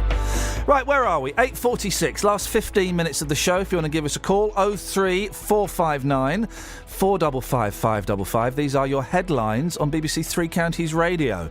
Bedfordshire Police go to the High Court today in a bid to place further restrictions on a demonstration in Luton tomorrow by the far-right group Britain First. David Cameron says the renegotiation of Britain's relationship with the European Union is now properly underway. And MPs on the HS2 Select Committee are making a second visit to Buckinghamshire this morning. Let's get the weather. I am broken Britain. Oh, may God bless you, sir. Beds, Hearts and Bucks weather. BBC Three Counties Radio. Hello, very good morning to you. We've got quite a lot of cloud around today, a few outbreaks of drizzle in places, but otherwise most places are going to stay dry for most of the day. Just watch out for that drizzle, and we might just see one or two very isolated showers this afternoon. There will be some brighter spells at times, but an awful lot of thick cloud. It's still feeling quite warm and muggy, high humidity levels, so despite the relative lack of prolonged sunshine, we're looking at highs today of around 22 or even 23 degrees. Overnight tonight, we've got a very weak cold front going through, so it's going to feel a bit cooler overnight, so lows of around 10 or 11 degrees in the rural spots. Tomorrow, lovely day. Bit of a fresher feel to things. Lots of sunny spells around, temperatures up to 22 or 23 degrees Celsius. And then into Sunday, a dry, bright start, but things will cloud over. We'll get a few spots of rain through the afternoon, and temperatures are really set to climb into next week. And by the time we get to Wednesday, we could be very close to 30 degrees. That's the forecast. Every weekday morning. Coming up at 9 on the Big Phone In this morning, is it a good idea to make jobless teenagers work for their benefits? How would you like this country to stand up to President Putin? Are you surprised to see British people being blatantly racist? The JVS Show. I think we've got to get over this issue about racism doesn't exist. It has existed. It will probably carry on existing. What I wanted to say is they've got this completely the wrong way round. You know, that is also true. That is also true. You will always get some, but they are such a minority. Oh, the man's a buffoon. Get him up, get him out of bed, give him a sense of purpose. The JVS Show. Do you think we have got to, as a country, start taking this issue more seriously? Every weekday morning on BBC Three Counties Radio. Local and vocal across Beds, Herts and Bucks. This is Iain Lee. BBC Three Counties Radio. Yeah. Have we got any texts, Catherine? Yes. What texts have we got before we go to Don? Let's have a look. I'm a driver and a cyclist and would be happy to pay a tax. In fact, why not add it to a driver's tax so that everyone pays much the same as the BBC want to fund their licence? But I don't understand that. Okay, but yeah, carry on. Okay, we all pay towards the roads. Okay, there is no road tax anymore. There is a vehicle licensing fund. There is no road tax. Okay, so we all pay towards the roads, and surely 'tis fair that drivers pay more than cyclists because anyone know the answer? They do more damage to the roads. There is more wear if you use on the roads if you use a car than there is if you use a bicycle. So of course they should pay. We're speaking to Andy there. All I got was jealousy. Well, they haven't got to wear helmets and I've got to wear a seatbelt. They don't get done and I got done for speeding. Drivers are always getting stiffed. Well, where? So what, we punish the people who aren't? So because you're paying like loads of tax on petrol, it's not the cyclist's fault. They don't use petrol. Because you've got to pay quite a lot for parking. Well, that's not the cyclist's fault. They don't pay for parking. Jealousy. Mm-hmm. If you're angry because of jealousy, that's fine. But just say, I'm really jealous. I'm really jealous. And why would you not want to wear your seatbelt? Why is that? What's that hassle? Anything else? Phil says, on the car-bike debate, I used to ride a motorbike and cycle, but I gave up both when my son was born. I felt too vulnerable when trying to follow the rules of the road, and I thought it unfair to risk leaving my children without a dad because I've been killed by someone in a car, van or lorry. Yeah, I would like to get a scooter, a brum-brum scooter. I want one of those. And I kind of just think, well, I should have done that in my 20s. I'll do it when they're grown up. Yeah, I should have done it in my 20s. I definitely will. Let's go to Don. Morning, Don. Good morning. What have you got for us, Donald? Right, a couple of things. The little old lady you had from Bedford a little while ago.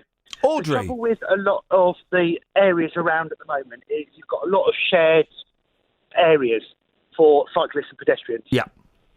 Okay, so obviously that's where, I don't know the particular area she lives. I mean, I'm from High Wycombe, but so that may be an issue with that, which obviously isn't the cyclist's fault. I mean, I cycle and I also drive a recovery truck.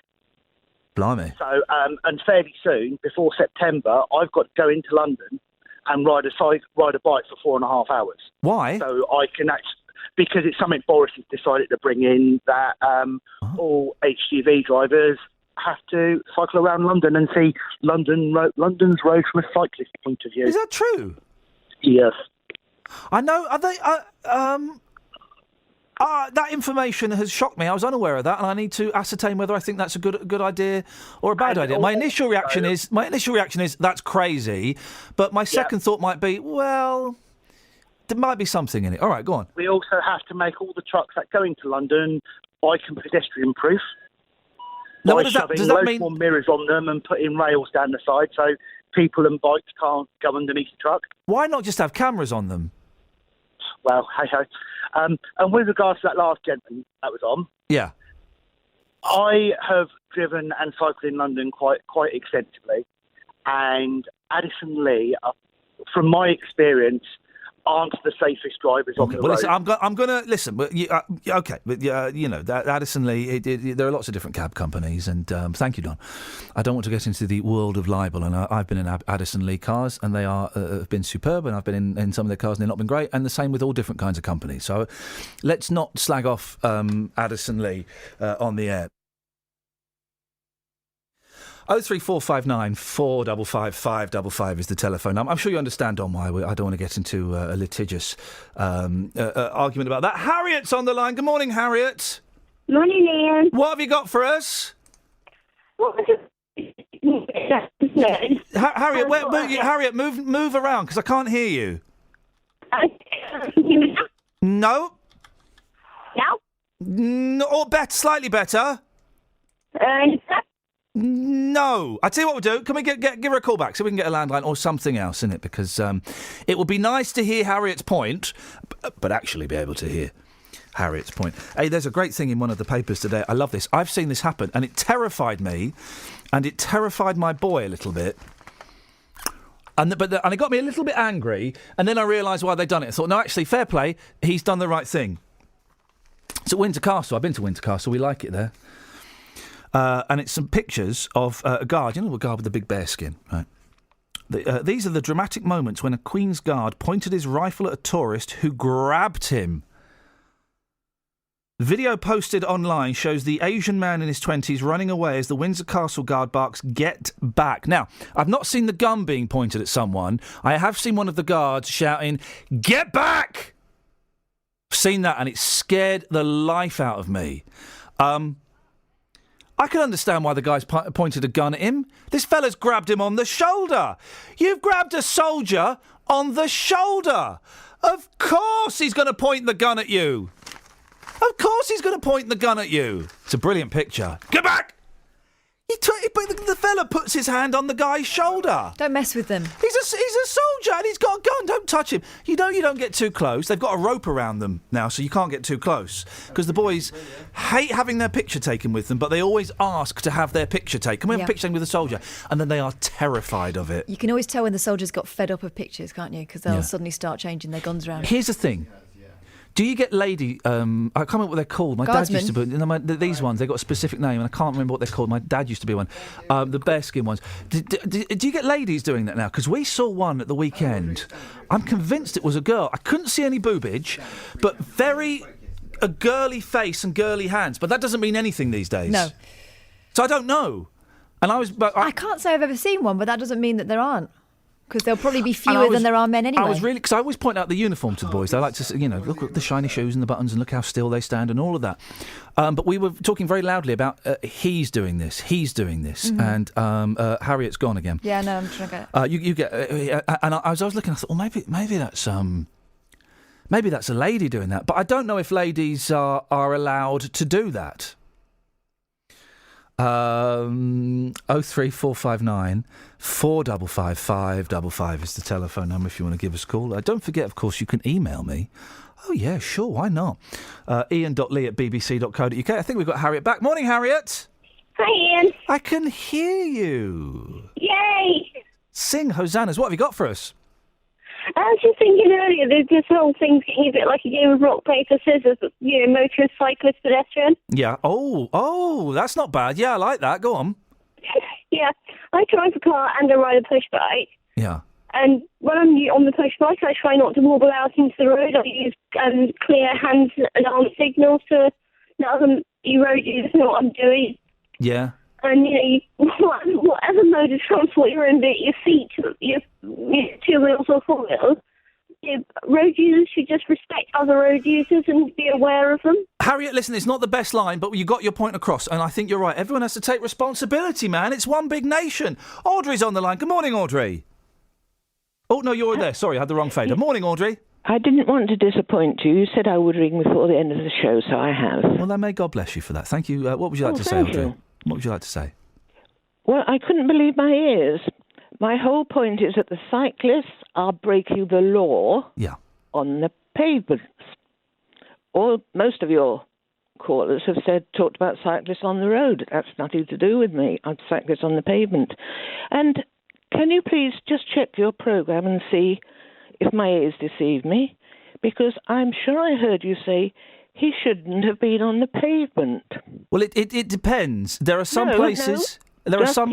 No, please don't interrupt. No, well, you left a pause. You asked me a question, Audrey, so I thought I might respond to it.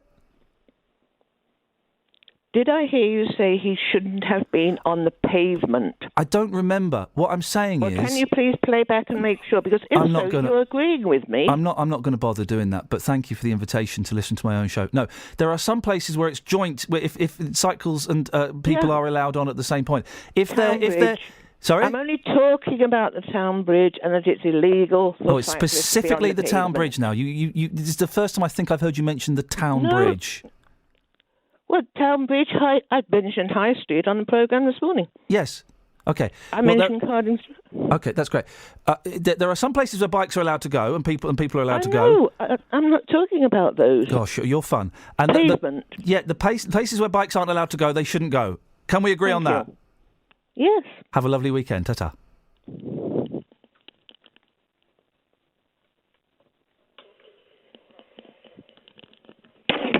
Isn't she a joy?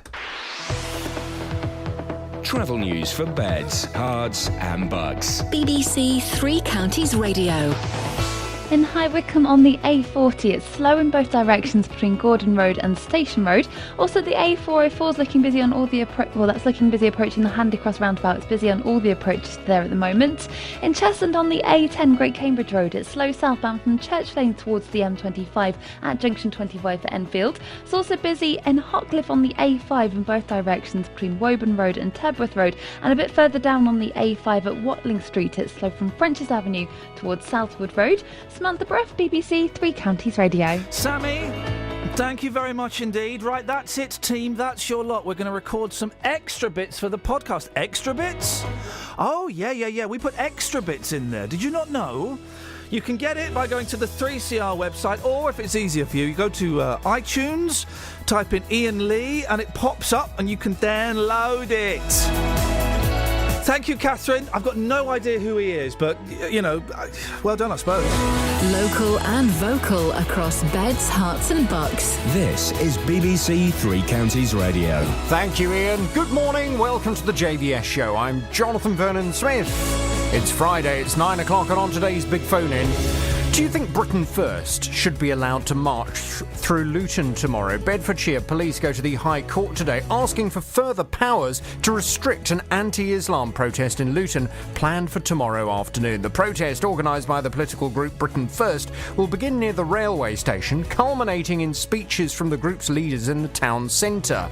Well, earlier this week, local Muslims met to discuss the planned march. Zafar Khan, chairman of the Luton Council of Faiths, told this radio station Britain First are provocative and do not help community cohesion. Well, last month, the deputy leader of Britain First, Jada Franson, told me in her ideal world, Islam would be removed entirely from the UK, but she promised the protest this weekend would be peaceful.